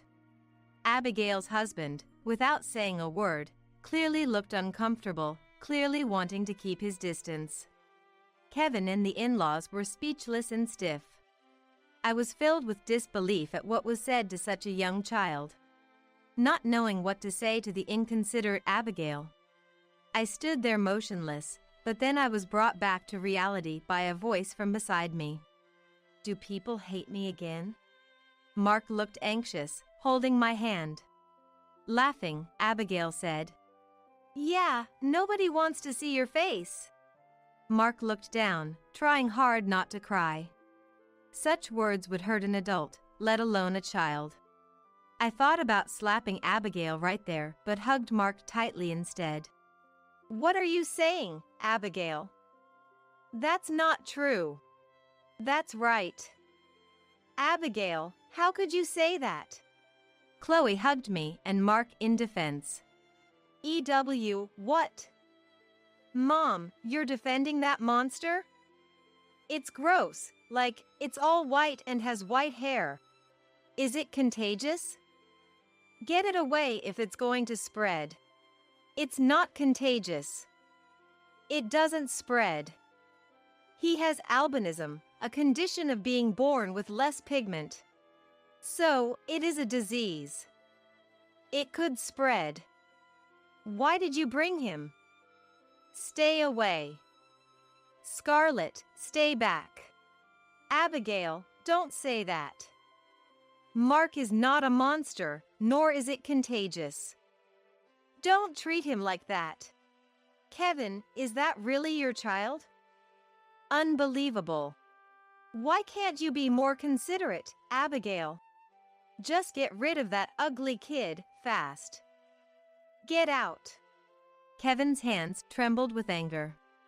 During the heated argument, tears streamed down Mark's face. Intervening before Kevin could confront Abigail, Robert spoke up. Yes, don't ever come back. Only Abigail and her husband were relieved by those words. Their faces wore a triumphant look, as if to say they have found an ally. But that smile quickly vanished, turning into a look of surprise. What? Dad, what are you doing? Robert had grabbed Abigail and her husband's bags and threw them out of the room. Then, after clapping his hands together, he turned back to the astonished couple. To treat a polite child who greeted you upon meeting for the first time, like this. That's not my daughter. You are the monsters. I don't want to see such ugly faces. But Dad, what if you and Mom catch it? I'm worried. No need to worry. If you had the heart to worry about me, you could have considered Mark's feelings too. Why didn't you? No, come on, that's just not normal, no matter how you look at it. Stop saying such heartless things. Get out now. Abigail's couple was taken aback by Robert's demeanor, unseen by Kevin and me before. They seemed to want to say something more, but then a voice exclaimed, "Stop it." All eyes, including Kevin's, turned to the source. Surprisingly, it was Scarlett, dressed in her cute outfit. Her cheeks flushed. Albinism isn't contagious, and he's not a monster. Why would you say that? Dad and Mom, that's awful. She declared this with all her might, tears streaming down her face. That alone showed she was angry and hurt for Mark, which made me incredibly happy. Yet, Abigail harshly responded to her daughter. Scarlett, be quiet. You don't know anything. You're the one who doesn't know anything, Mom. I'm so embarrassed right now. Hating Mark without even trying to understand him. I hate you too. Scarlett's almost shouting voice turned Abigail and her husband pale. Undeterred, Scarlett ran to Mark, towering slightly like an older sister, and gently stroked his head. Don't cry. You should smile. You're not a monster, and you're not disliked. The people who say that are wrong. Okay. Both Scarlett and Mark's faces were smeared with tears and runny noses. It was difficult to get Abigail and her husband to understand Mark, but Scarlett was different, which was reassuring.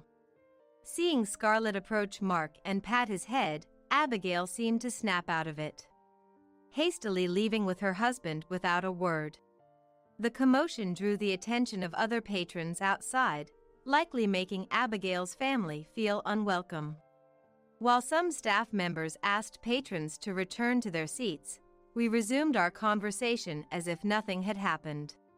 The rest of the meal went smoothly, without tears or derogatory words, marking a peaceful time. After the 50th wedding anniversary celebration ended, and we returned to our usual lives, I was struck by a question. How did Scarlett know about albinism? Kevin, did you talk to her on the phone? No, I haven't.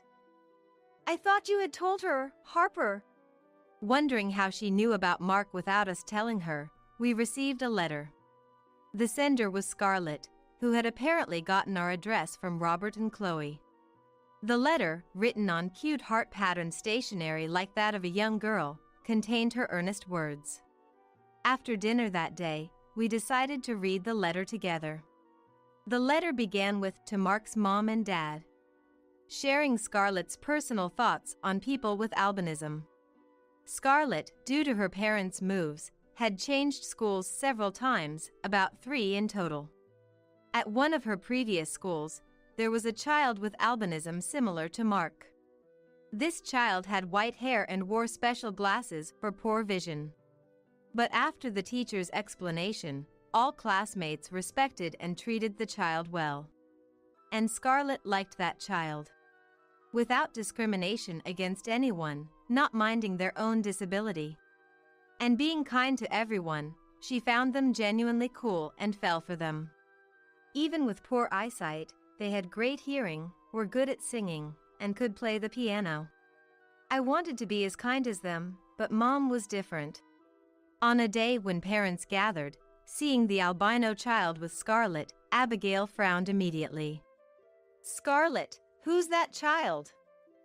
Dyeing hair in elementary school? And those ugly glasses don't suit at all. You shouldn't play with that child, okay? Understand? Saying so, she complained. Scarlett was filled with disbelief and felt very upset. Shocked and frustrated at her inability to retort her mother's heartless words. So, I felt relieved when I could finally speak up about Mark. Reading the letter made me feel warm, realizing Scarlett had been harboring those feelings during the 50th wedding anniversary celebration.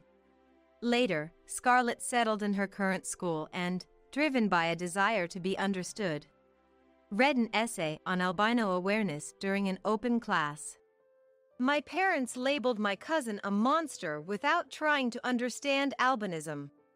I think those who say such things have monstrous hearts. I hope more people understand albinism and refrain from saying terrible things like my parents did. I wish for a class where everyone respects each other as they did at my previous school. The composition she read on open day, advocating for mutual respect, was highly praised. At the same time, Abigail and her husband faced condemning stares and were embarrassed. Following that open day, they were viewed coldly by other parents in the neighborhood, and Scarlett was scolded by Abigail. But she seemed unfazed, hoping to grow up to be someone who can eloquently explain and support people with albinism. Please be kind and stand tall, Mark. I'll do my best too. See you. The letter ended with this message, accompanied by a cartoon character sticker that seemed like it could come from a girl's magazine, saying "Your ally." Of course, Mark still can't read well, nor does he fully understand the meaning of the words. But when I carefully explained how to read it, Mark, with a happy smile, excitedly shouted, "Ally, ally." Seeing this made both Kevin and I happy, and we all ended up laughing together.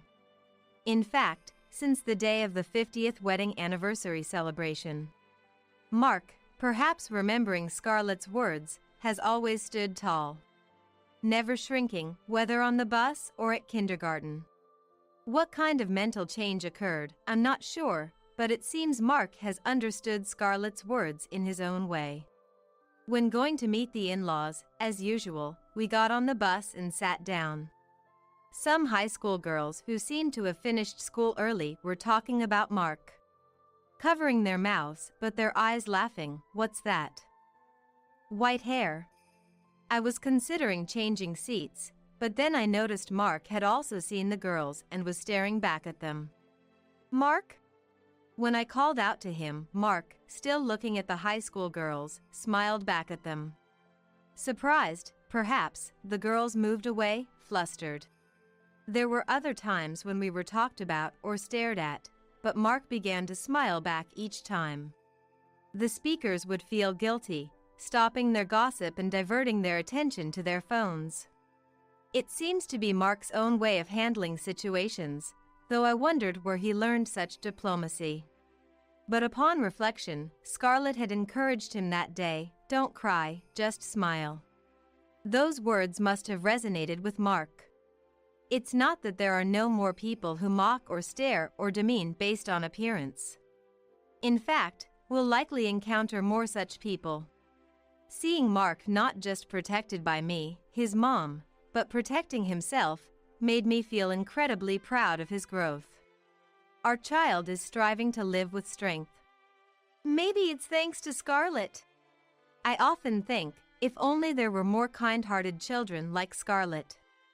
Discussing this with friends, I found support among other moms, leading to small educational gatherings in public spaces. If both those directly involved and those around them can understand each other, surely we can connect kind-hearted people and create a slightly kinder world than today. I hope for a world where more people, like Scarlett, understand and treat those with disabilities without discrimination, making it a better place for Mark to live positively. Seeing my granddaughter Mary not touching her hamburger, the server approached us with a stern tone. "You need to eat what you've ordered, or it'll be a problem." Would you normally say that to a customer? Arguing seemed futile, so I responded humbly. "I'm sorry. I think she's just waiting for mine to arrive."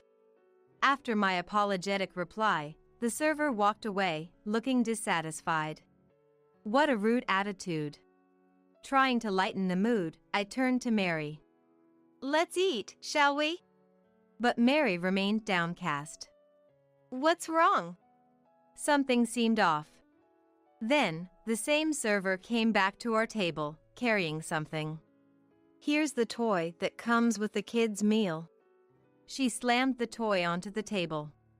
Looking up at the server, I saw her smirking at Mary. It was a chilling sight. Mary must have felt something was wrong too. "I don't want this." She threw the toy on the table to the floor. She's never usually so rough. Now. We shouldn't throw things. As I tried to calm Mary and pick up the toy she had thrown. Suddenly, "Grandma, let's get out of here." Mary grabbed my arm as I was reaching for the toy and shouted. Looking at the discarded toy, I noticed a piece of paper with something written on it. "Grandma, no." Ignoring Mary's plea, I looked at the folded paper and felt a chill. It was a Saturday. I was on my way to my son Jim's house. It was a warm day, hinting that spring was near. Then, "Mom, thanks for today as well." As soon as I arrived, Jim and his wife Kate left the house together for their once or twice a month Saturday work. "Grandma, what's for lunch today?" After seeing her parents off, Mary came to me with a lovely smile. "How about we go out to eat today?" Mary was delighted with my suggestion. "My name is Ellie. I am 63 years old this year. When my son and his wife are busy, I come to look after Mary like this. Having lost my husband early and spent a lot of time alone, the time spent with my granddaughter was nothing short of happiness for me. My son Jim has always tried hard not to be a burden on me. Even though there's no need for him to worry about me, he's been working ever since he graduated from high school. Thinking back, his first job was terrible. It was then I truly understood what a black company was, even as a parent. He would leave for work early in the morning and return home around the time the date changed. You could visibly see him getting thinner, even though he was quite well built, as he continued with that lifestyle. Seeing my son Jim become increasingly distressed, I somehow managed to convince him, and finally, he decided to quit that job. It had been 3 years since he started working there. Though there seemed to be some issues with the company upon leaving, I felt relieved once he was free from that place. I'm going to be unemployed for a while. Jim said this with a look of regret, but seeing my child physically and mentally deteriorating was much harder for me. When I told him that, I'll take my time to think and decide on the next place. He smiled, seemingly reassured. Being a hard worker, he continued his job search while studying for a qualification in a field he was interested in, and finally, he found a new job. I was worried because of the first experience, but the new workplace turned out to be surprisingly clean. He would come home on time, and there was no unpaid overtime.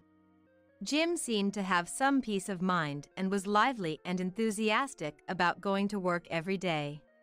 When he started to be recognized for his abilities and got on a career track, "There's something important I want to talk about," he said suddenly with a serious look. I'm sensitive to these things. He must want to introduce a girlfriend. "Something important?" I feigned ignorance and asked. "There's someone I want you to meet, Mom." My intuition was right. Jim had dated a few women before. I wasn't explicitly told, but you can somehow tell. But this was the first time he wanted to introduce someone to me. So, that means? I'm free whenever, so let me know when you've decided on a day to bring her over, I said casually, feeling a mix of happiness and sadness. Later, the woman Jim brought over was polite and greeted properly. I've always taught Jim to greet properly since he was young. So, the first impression was perfect. I didn't intend to judge, but I couldn't help noticing her appearance and behavior. "Nice to meet you, I'm Kate." She seemed nervous, her small frame tense. "Nice to meet you too, I'm Jim's mom." Wondering if I'd been staring too much, I greeted her brightly to ease the tension. "Jim, why don't you two sit in the living room and wait?" While they waited in the living room, I prepared some coffee. Before bringing it over, they were whispering to each other but quieted down when they saw me. As I served the coffee, I heard them say thank you. But then, there was silence for a while. How do mothers around the world liven up moments like these? It's my first time, and I'm just puzzled. Huh? But it's everyone's first time in these situations, isn't it? Realizing something so obvious made me laugh unexpectedly. Jim and Kate looked at me, puzzled. I'm sorry. "It's just that it's the first time Jim's brought a girlfriend over, so I'm a bit nervous." I decided to just be myself from now on. After all, we're going to be a family for a long time. "I'm nervous too. But today, we have something we want to tell you, Mom." Here it comes. This is the moment to listen seriously. "Mom, we're thinking of getting married." I thought so. "We've already got the okay from Kate's parents, but..." Jim stops mid-sentence, looking surprised. Next to him, Kate also seems flustered. What are they both so flustered about? "Mom." They peek at my face, worried. Wondering what was happening, I felt something cold spill onto my hand on my lap. It took me a moment to realize, but it seems tears were falling from my eyes. "I'm so sorry. Did I do something wrong?" It's the first meeting, and here the mother of the person they want to marry is suddenly crying. Kate's panicked reaction is now a funny story, but at that moment, she must have been really anxious. "Oh, why is this happening? I'm not even sure myself." Saying that, I laughed through my tears. I had no intention of opposing Jim's marriage. In fact, I was happy that he had finally found someone to be happy with other than me. These tears must be of happiness. But I couldn't deny feeling like a part of my heart was being taken away. After excusing myself for a moment and coming back, they still looked worried. With a deliberately cheerful voice, I said, "Kate, I trust Jim. If he chose you, I know everything will be okay no matter what." Kate seemed to be waiting for what I would say next. "Promise me, both of you, to build a happy family together." I could see Kate's expression brighten. "Thank you, Mom." "All right, no more serious talk." With that, I started asking about how they got to know each other and their journey to deciding on marriage.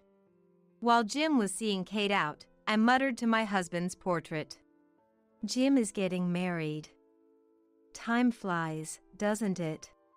It felt as if the portrait of my husband smiled back. Kate works at the same place as Jim, and she plans to continue working even after getting married. Jim wanted to live together, but I declined. I didn't want to intrude on the young couple, and I was looking forward to having time to myself, neither wanting to be a burden nor to burden them. They decided on a new home within cycling distance from our house, and Jim moved out. Time flew by, and soon my granddaughter Mary was born. I was amazed at how adorable a creature a grandchild could be. As Kate's maternity leave was coming to an end, I checked with Jim. "Have you decided who will look after Mary?" I was hoping for a chance to take care of Mary. Not out of kindness or obligation, but because I wanted to be with her. However, Jim thought I was worried and gave me a disappointing reply. "Mom, don't worry. Our company has a daycare." Jim's new job really seemed to be a respectable white-collar company. I guess I won't be taking care of her. A few days later, Kate, who had been observing our conversation, brought me hope. "Ellie, are you free this Saturday?" She asked over the phone, and since I had no particular plans, I inquired about the matter. "Actually, both Jim and I have sudden work on Saturday, and the daycare is closed on Saturdays." I immediately responded, "Mary? You mean if I could take care of Mary?" I was leaning forward even though I was on the phone. "Could you?" I almost answered too eagerly, but kept my composure. "Yes, that's fine." My voice must have trembled with excitement. Kate sounded happy on the other end of the phone. Since then, I occasionally take care of Mary, which has continued to this day. As it approached noon, I took Mary out. As promised, we walked to the nearby family restaurant. I would prefer to eat at home, but after receiving suspicious calls and an unexpected pizza delivery while taking care of Mary at Jim's house, I felt uneasy. The family restaurant we were heading to was where I had worked part-time before, familiar and convenient for us. Upon arrival, the staff guided us to the usual spacious sofa seat. It was Saturday lunchtime, but it wasn't too crowded. "Mary, what would you like to eat today?" I handed her the menu while sitting next to her. "I want the kids' menu." Mary opened the menu to the kids' menu page. "I'll have this." She pointed to her usual choice, a hamburger. Mary really loves hamburgers, doesn't she?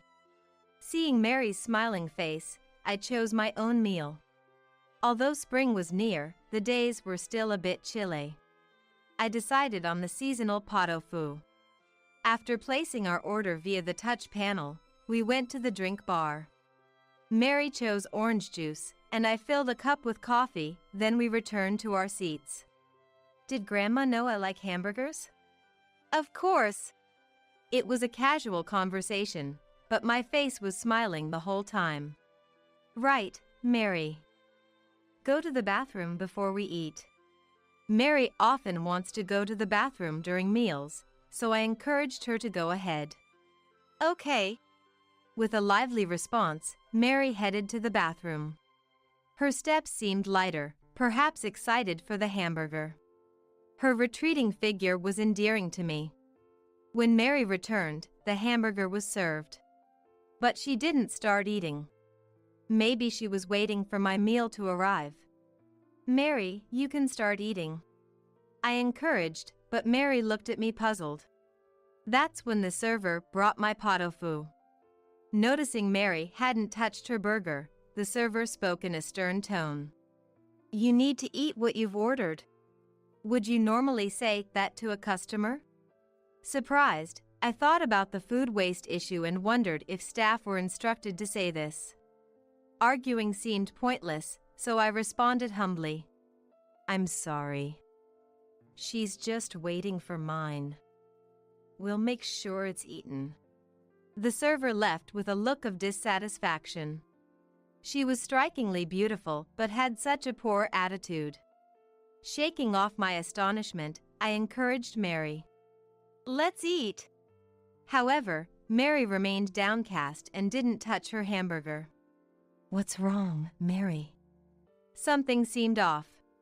Then the same server approached with something in hand. "Here's the toy that comes with the kids' meal," she said bluntly, placing the toy on the table. Something was wrong. I boldly looked at the server, who was smirking at Mary. It wasn't a kind smile, but something creepy, as if plotting. Feeling a chill, Mary must have sensed something too. "I don't want this." She threw the toy on the floor. Something she'd never normally do. Under different circumstances, I would scold her, but this was different. Aware of other customers, I tried to calm her. Now. We shouldn't throw things." As I tried to calm Mary and pick up the toy she had thrown. Suddenly, "Grandma, let's get out of here!"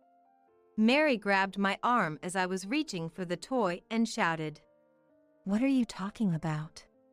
I noticed something had come out of the discarded toy. Like a piece of paper. "Grandma, no!" Ignoring Mary's plea, I looked at the folded paper and was horrified. It was covered in what looked like a spell. "What is this?" I remembered the suspicious calls at Jim's house, with a voice chanting a spell as soon as I answered. Could there be a connection? Noticing something was wrong, the manager came out from the back. "Is there something wrong?" he asked, offering a hand as I crouched. He seemed to notice the paper in my hand. "What is this?" The manager looked disgusted. Standing up, I explained the situation. The unpleasant server just glared at Mary, silent. "I'm very sorry." The manager apologized, but the woman wouldn't take her eyes off Mary. I feared for Mary's safety and hugged her close, addressing the woman. "Even though the manager has apologized, don't you have anything to say?" I had tried not to upset her, but it seems I reached my limit too. My tone became a bit harsh. Perhaps triggered by my tone, the woman suddenly shouted, "If it weren't for this brat!" She lunged at Mary. Instinctively, I shielded Mary, and the woman scratched me, yelling, "Move! Let go!" The manager tried to stop her, but he couldn't restrain her alone. Hearing the commotion, several male staff members subdued her, and someone had called the police. Mary started crying out of fear. "I'm sorry, Mary," I said, holding my scratched area and comforting her trembling body. Before the situation escalated further, Mary and I were taken to the restaurant's office. The woman was there too. "Emma, why did you do that?" The manager asked her, but she remained silent. "I'm really sorry." The store manager apologized to us again. As I was pondering over the situation, the police arrived. "Emma, 33 years old." I overheard her name during the separate questioning. I told the police about Emma's aggressive behavior towards Mary for not eating her hamburger and about the suspicious paper in the toy. Then, Mary, who had been listening. "Grandma, it's not that." She tugged at my sleeve. "What's wrong?" I asked, but she seemed hesitant. "Mary, can you tell me that story?" A young police officer gently encouraged her. I saw it. When I was going to the bathroom, that woman put shrimp in the hamburger. Mary hesitantly testified. It was a fact I hadn't known. So that's why you didn't eat it? It sounded like Emma clicked her tongue. The young officer seemed to realize. This child has a shellfish allergy. He finally understood and asked the manager to check if the hamburger was still available. Too bad, it must have been disposed of by now. Emma spoke up for the first time after the two had left the office, crossing her arms and legs with a disdainful look. Could you answer our questions as well? The officer sighed in disbelief at her questioning. That's what I've been saying. I have nothing to tell. I'll keep silent. Emma fell silent again, idly playing with her loosely permed hair, looking bored. Her demeanor changed drastically when the manager and the young police officer returned to the office. In the officer's hand was a plate with a cold hamburger. Emma looked as if she couldn't believe what she was seeing. Under the police officer's supervision, the manager cut the hamburger open. Inside wasn't just shrimp, but also crab meat used in crab cream croquettes. Does this restaurant's hamburgers normally contain shrimp and crab meat? The officer asked. Probably for confirmation. No, they do not. The manager seemed disappointed. Then, everyone in the room turned their gaze towards Emma. She kept her head down and didn't move, but then she started to shake her shoulders. Emma. When the manager spoke to her, a small voice leaked out. I thought she might be crying. But it turned out she was trying to suppress laughter. Lifting her face, she finally couldn't hold back and burst out laughing loudly. I got caught. Her voice was buoyant, like someone caught in a mischievous act, clearly enjoying herself. I'll tell you everything. But I want that handsome guy over there, not you. She pointed at the young police officer after hearing our conversation. Behave yourself. The officer who had been questioning Emma scolded her. Oh, don't look so scary. Emma winked, but it seemed ineffective on the experienced officer. What a woman. I could only stare in disbelief at the scene. The details Emma bragged about were beyond normal comprehension for me. She claimed to be Jim's ex-girlfriend, a co-worker from his previous black company. Jim was treated as incompetent there, so Emma had broken up with him. However, upon hearing rumors of Jim's success at his new job, she attempted to reconnect. But Jim. Emma showed no remorse for her actions. I even graciously offered to get back together, and he rejected me. She complained. Understandably so. Jim was already married to Kate, and they had Mary. I thought if I could just deal with a child, he'd choose me over that plain woman. She spoke as if expecting understanding, but surely no one empathized. Emma had been monitoring Jim and Mary, engaging in harassment whenever she disapproved of something. The delivery orders I didn't recognize and the suspicious calls were her doing. When I started bringing Mary to this family restaurant, Emma also started working here, learning Mary's preferences and allergies. I was horrified. I even regretted inadvertently revealing Mary's allergy myself. I embraced Mary as she leaned against me. I thought I finally had my chance today. After confessing everything, Emma sighed with disappointment. When her story ended, the police officer took her away from the office. As she left, she glared at Mary and laughed creepily, which made me tighten my embrace. After apologizing to the restaurant staff for the inconvenience and thanking the person who saved the hamburger from being disposed of, Mary and I went back to Jim's house. We waited for Kate and Jim to come home and then told them about the day's events. That woman, she did what? Jim clenched his fist, trembling with anger, but Kate gently enveloped his hand. I had heard about her, but what a terrible woman. Kate knew of her from Jim's stories. If only I had rejected her more firmly. No, it's not your fault. I should have been more careful, too. Leaving everything to Ellie and even making her scared. Both Jim and Kate blamed themselves. I felt the same. Had I adequately protected Mary while she was in my care? In the heavy silence, Kate finally spoke. At least Mary is safe. That's all that matters. To ensure such an incident wouldn't repeat, we discussed and decided that Jim's family would move. Emma was sentenced to a severe prison term for attempting to harm a child. Unsatisfied with the verdict, she became frenzied and violent in court, looking possessed. Watching her from the gallery, Kate and I decided to remodel our home to protect Mary from that demon again. Emma continued to chant spells in prison, deemed insane, and was eventually transferred to a psychiatric ward. I was certain she wouldn't leave there. Watching her frenzied state confirmed my belief. But still, we needed reassurance. Jim's family moved into a home equipped with security cameras, alarms, and immediate security response. Kate switched to part-time work for more flexibility and spent more time with Mary. We were determined never to let Mary be scared again. We likely still share that sentiment. Grandma, why do you look scared?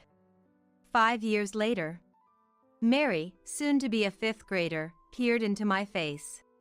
Oh? Did I look scared? I diverted the topic. Let's get ready. Aren't we going out to eat? And also called out to Kate and Mary's sister, Lucy. It was Saturday. Basking in the warm spring sunshine, we started walking. Mary held Lucy's hand as they walked ahead, while Kate and I followed, watching their backs. I'm Isabella. I really dislike my parents. What bothers me the most is their obsession with what others think. They use their affectionate behavior towards me to win over people's approval. It seems like that's all that matters to them. So, at home, they were very strict with me. I was constantly nagged about etiquette and how to speak properly, down to the smallest detail. Naturally, I rebelled against that, but they never listened to what I had to say. All that mattered to them was appearing as good people in the eyes of others. They wanted me to play the role of a quiet, well-behaved child. As a young girl, I just convinced myself that it was how things were supposed to be. How long would I have to endure this? Would I have to live with this dissatisfaction forever? I want to get out of this house as soon as possible. Even as a child, I was consumed by this thought. But unexpectedly, a turning point came much sooner. It was when I was in elementary school. My sister Chloe was born. And she was much more pretty than me. It was only a matter of time before our parents' interest shifted from me to her. Eventually, all their love and attention fully turned to her. Thankfully, it allowed me to distance myself from my parents. I can finally be free, I thought, but it turned out they weren't done with me. I realized it during my senior year of high school. It was when I told my parents I wanted to get a job. Of course, I had always thought about leaving home since I was little. Graduating high school was my chance to leave. I had been looking forward to that opportunity for so long. But then, my father said something completely unexpected. No way! You're going to college! I was shocked by his forceful tone. Lately, my parents had been so focused on Chloe. I thought they would easily agree. Maybe he had some expectations for my future. Why do I have to go to college? With a glimmer of hope, I asked him. His response shattered my expectations completely. You need a decent education to marry well, you know. So that was it. I finally understood why my parents were so concerned about appearances. They were planning to use my marriage prospects to make their own lives easier. I want to work, I protested. Then, are you going to pay for your moving expenses yourself? He retorted. His words left me speechless. Given their concern for appearances, my parents had always given me an allowance. But I didn't have enough to afford a move. Moreover, my high school prohibited part-time jobs. There was virtually no way for me to earn the moving expenses myself. He knew it, which is why he said it. As I struggled to respond, he laughed. We've spent quite a lot on raising you. Maybe you should pay us back for that? That's. If you don't like it, go to college. He concluded. In the end, I couldn't argue back, but if I looked at it differently, they were offering to send me to college for free. As much as they might want to, they couldn't just force marriage or arranged matches on me against my will. So, I decided to obediently go to college and then escape after graduation. After that, I enrolled in a local college. But since my education was just for the sake of appearances, I wasn't allowed to live alone. My father never really considered my academic pursuits at college. I'll pay your tuition, but in return, you'll have to work part-time and contribute to the household expenses, he said shortly after I started college. How much should I contribute? I asked. Let's say $500 a month. I wanted to focus on my studies now that I was in college. But he would never listen to such a request. Reluctantly, I juggled part-time work with my college lectures. The amount I had to contribute as living expenses was no small sum.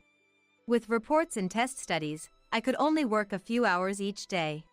It was a barely manageable amount. But I don't want to waste this opportunity.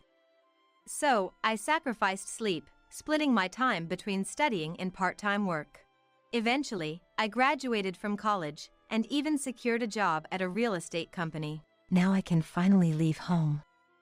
That's what I thought, but my plan was naive. When I told my father about my job, he said, "It's fine for you to work, but you can't live alone." "Why not?" I asked, puzzled. "What if you end up with some bad guy if you live alone?" Huh? "Anyway, stay at home until you get married." "That's ridiculous." "Or can you pay back your college tuition right now? If so, I might consider letting you live alone." "That's impossible. I've been contributing part-time earnings to the household." "Then, give up on living alone," he said with a loud laugh. It seemed he had planned everything. Anticipating that, he had made me contribute to the household expenses. In the end, it was a life dictated by him. Was there no way for me to fight back? With these worries, I started working. But then, a new problem arose. He quit his job shortly after I started working. The reason was back pain. Of course, that was just a facade. He just didn't want to work anymore, and was clearly relying on my income. Still, I couldn't abandon my family. I had even researched ways to cut ties with them, wanting to become a stranger. But there's no way to completely sever ties with family. Parents will always be parents. There's no escaping that. Yet, I hadn't given up on escaping from home. Believing that one day I could live on my own, I diligently saved money. But my father would surely notice my plans. Several years had passed since I started working. One day, when I got home from work, there was a cake on the table. "What's this about?" I asked Chloe, and she replied with a smile. "I got accepted into college." "Really? Congratulations." "Thank you." Chloe clapped her hands in joy. I felt happy for her too, but then my father's next words instantly dampened my mood. "Okay, so you'll be paying her tuition." "What? I have to pay it?" "Of course. I can't work because of my injury." What a thing to say. He looks perfectly healthy to anyone, but arguing with him would be pointless. It's true that he has no income. If I don't pay for Chloe's education, she won't be able to go to college. He knows that and is unabashed about it. That means my plans to live alone are pushed even further away. In his eyes, he gets Chloe's education and keeps me from moving out. Chloe is a good girl. Her presence allowed me, as a young girl, to keep my distance from our parents. I may not be close to Chloe, but I owe her that much.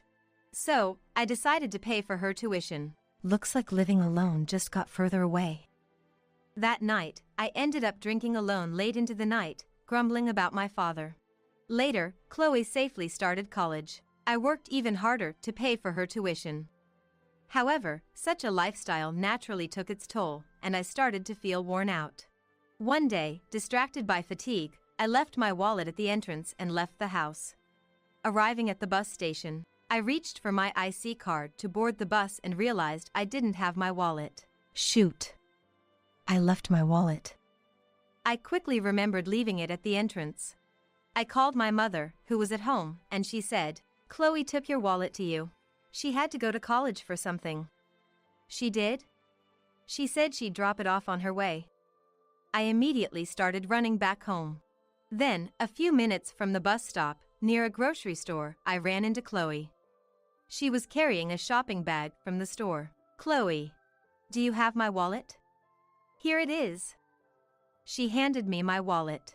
I immediately checked the contents. "You're so suspicious," she teased. "I have the company's card in there. If I lose it, it's trouble for the company." The corporate card and the IC card were both inside. The money was untouched, and I felt relieved. "Thanks, Chloe." I thanked her and hurried back to the bus stop. Thanks to her, I managed to avoid being late. I need to be more careful from now on. That night, I bought a thank you cake for Chloe. She was delighted, and I was grateful. But at that time, I was making a big mistake. Some days later, Aria from accounting came to me at work. "Can I talk to you for a sec, Isabella?" She was a very reliable colleague.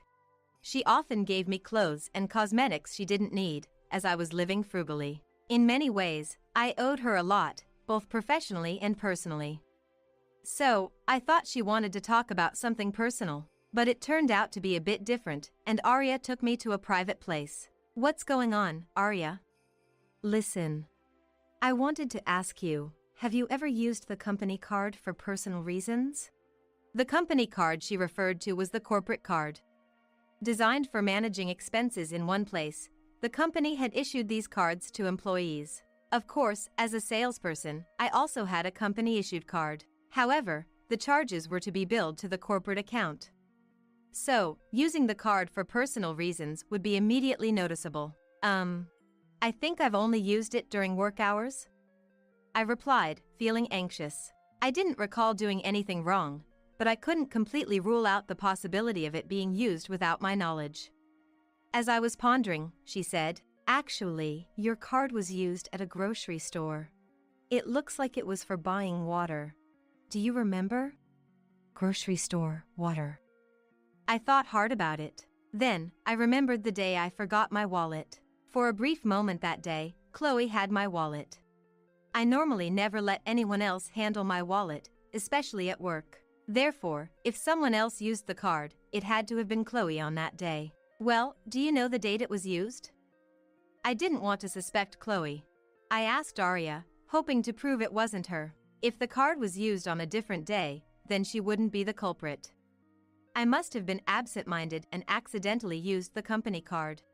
That's what I wanted to believe, but reality was harsh. The card had been used on the very day I forgot my wallet. "Is there anything you can recall?" Aria asked. On impulse, I blurted out, "Oh, I might have mistaken it for my IC card." "Really?" "I sometimes buy water before work." "I see. I'm really sorry about that." I paid the amount that had been charged right there. I made excuses in a panic, but Aria comforted me, saying, "Don't worry, I've made the same mistake before." I was worried it might happen again. Driven by anxiety, I asked Aria for a favor right then and there. "Are you sure? It'll be extra work for you, Isabella." "Yes. I don't want to repeat the same mistake." "Okay, I'll take care of it." "Thank you so much." Thus, I managed to avoid turning it into a big issue. But I knew there wouldn't be a second chance. If something similar happened again, it would surely be a major problem. That's why I took the initiative. That incident was a significant turning point for me. I had always thought Chloe was a good girl, but she was a child doted on by our father. She never rebelled against him. If she's aware of everything, maybe she's just pretending to be good, not just outside the house, but in front of me as well. At that moment, I found her smile strangely frightening. My parents were trying to use me for their own benefit, so I was already cautious of them, especially my father. But now, I had to be wary of Chloe too. What should I do? The thought of living with my parents and Chloe became scary. I had always wanted to leave, but now more than ever. After much thought, I confided in my boyfriend, Timothy. "Why don't we get married then?" he said casually. I was at a loss for words. He smiled, If we're married, you can leave your house. I'm a civil servant, so they probably won't object. That's true. He and I were classmates in college. We'd been dating for over 5 years, and I had been thinking it might be time. But I had my family to consider. I couldn't easily say yes to marriage. However, I had told him about my family's problems. He had listened and advised me on various things. Despite all that, he was still willing to marry me. Please, I'd appreciate it. So, I decided to get married. But it wasn't just happiness filling me up. There were too many problems, especially with my father. It wasn't certain that he would agree to the marriage. I'll have to persuade him carefully. I decided to take my time convincing him. But as I hesitated to bring up the topic of marriage at home, time just passed by. Half a year went by like that. I need to say something soon, I thought to myself. Then, unexpectedly, my father and I got into an argument. Enough. I've told you many times to marry the person I introduced. That's impossible. I'm seeing someone. What? Who is the guy? He's a civil servant. A good person. He fell silent at my words and seemed to be thinking. I took the chance to say, he's willing to give a generous dowry. That should satisfy you, right? He looked hesitant. That could work. I decided to push through. How much should the dowry be? $30,000. I thought that was a lot. But when I mentioned it to Timothy, he agreed to provide it. Thus, with his help, I was able to leave my home. Once the decision was made, everything else went smoothly. I started preparing to move right away. Then, on a certain Sunday, I arranged for the movers to come. During the move, Chloe approached me. Just keep your promise to pay for my tuition, okay? That's fine, but can I ask you something? You've used my card without permission, haven't you? Oh, you found out, huh? She said, without any sign of remorse. I had tried several times to confront her about the truth, but never got the chance. I gathered my courage to ask, but it seemed like no big deal to her. Using someone else's card is a crime. Do you understand that? It's fine, we're family, aren't we? She replied, showing no guilt. I was infuriated. I'll deposit the tuition money into the designated account. But that's it. Consider it severance. Huh? Once I leave this house, we're strangers. Do whatever you want. She walked off with a scoff. Later that evening, when the moving was done, I went to the living room where my father was waiting. Where's the money? It's always about money with you. Here it is. I've always dreamed of profiting from marrying you off to someone well off since you were born. Well, this should be enough. I've contributed plenty to this house already. Yeah, now it's all up to Chloe's future spouse. He smirked, his comment dripping with sarcasm. He might keep coming back to ask for more money. That thought makes me angry. But when that time comes, I'll just have to turn him away. Then we had our last meal as a family. Chloe wasn't there, though. According to my mother, she was out with friends. Better not to see her. After the meal, I gathered my belongings and decided to leave the house. But as I was leaving, I ran into Chloe. Oh? Still here, Isabella? Ah, right, here, I'm returning this. Without a word, she handed something over. I looked down and saw it was the company card. I quickly checked my wallet. Only realizing now? I took it when I was in your room. You're so clueless. I clenched my teeth.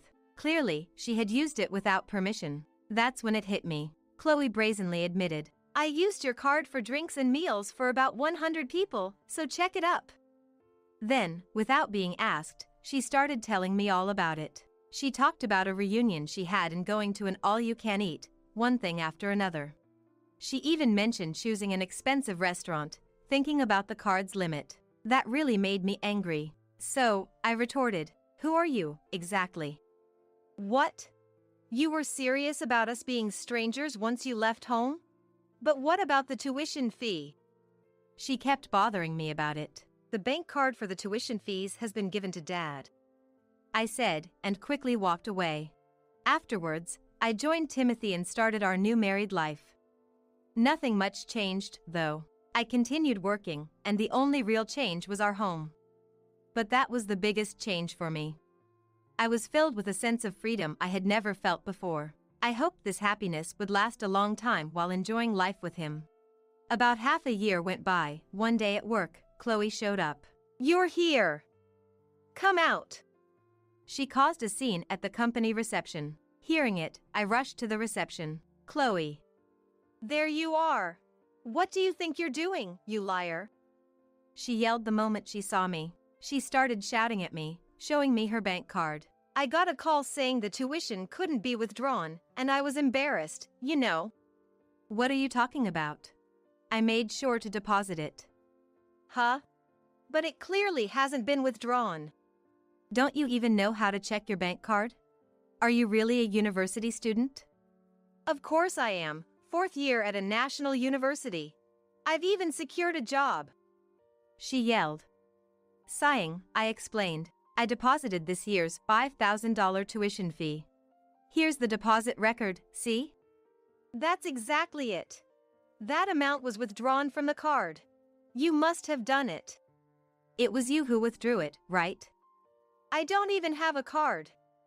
"So it was you." "But I heard you paid for foods for 100 people with it, didn't I?" "Foods? What foods?" "Don't you remember paying for an all-you-can-eat for 100 people with the card?" As I questioned her, her face turned pale. In a panic, she started making excuses. I used your company card, but it's a corporate card, so." Clearly, she didn't understand. So, I explained to her carefully. A corporate card withdraws from the corporate account. That's correct knowledge. "So, the card I used was—" "But once, someone used my card without permission. So, I had the withdrawals changed to my personal account." "Personal account?" What I had was indeed a corporate card. That was when I realized. The withdrawals were being made from my personal account, not the corporate account. That setup, while involving more paperwork for expense claims, allowed for private use of the card. Essentially, it eliminated the need to carry multiple cards. Plus, if someone else used it, the company wouldn't suffer any damage. Meaning, when she paid for the drinks, it was already set to withdraw from my personal account. So, the amount for the drinks is gone. It's your responsibility since you used it." "What about the university tuition?" "I paid what was asked of me. You'll have to figure out the rest."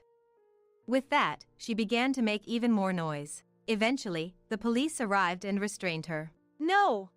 That's not me." "What do you mean? You admitted to using my card." "That was—" "I clearly told you. Using someone's card without permission is a crime." "But—" "Think about what you've done." In the end, she was taken to the police station for questioning. However, I didn't file a complaint.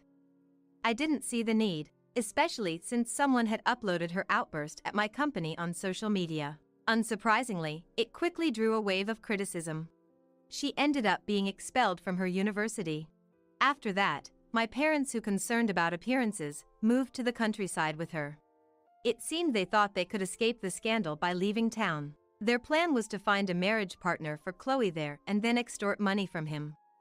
But given their bad characters, it was unlikely to work. I heard they quickly got into trouble with Chloe's new partner. "Isabella!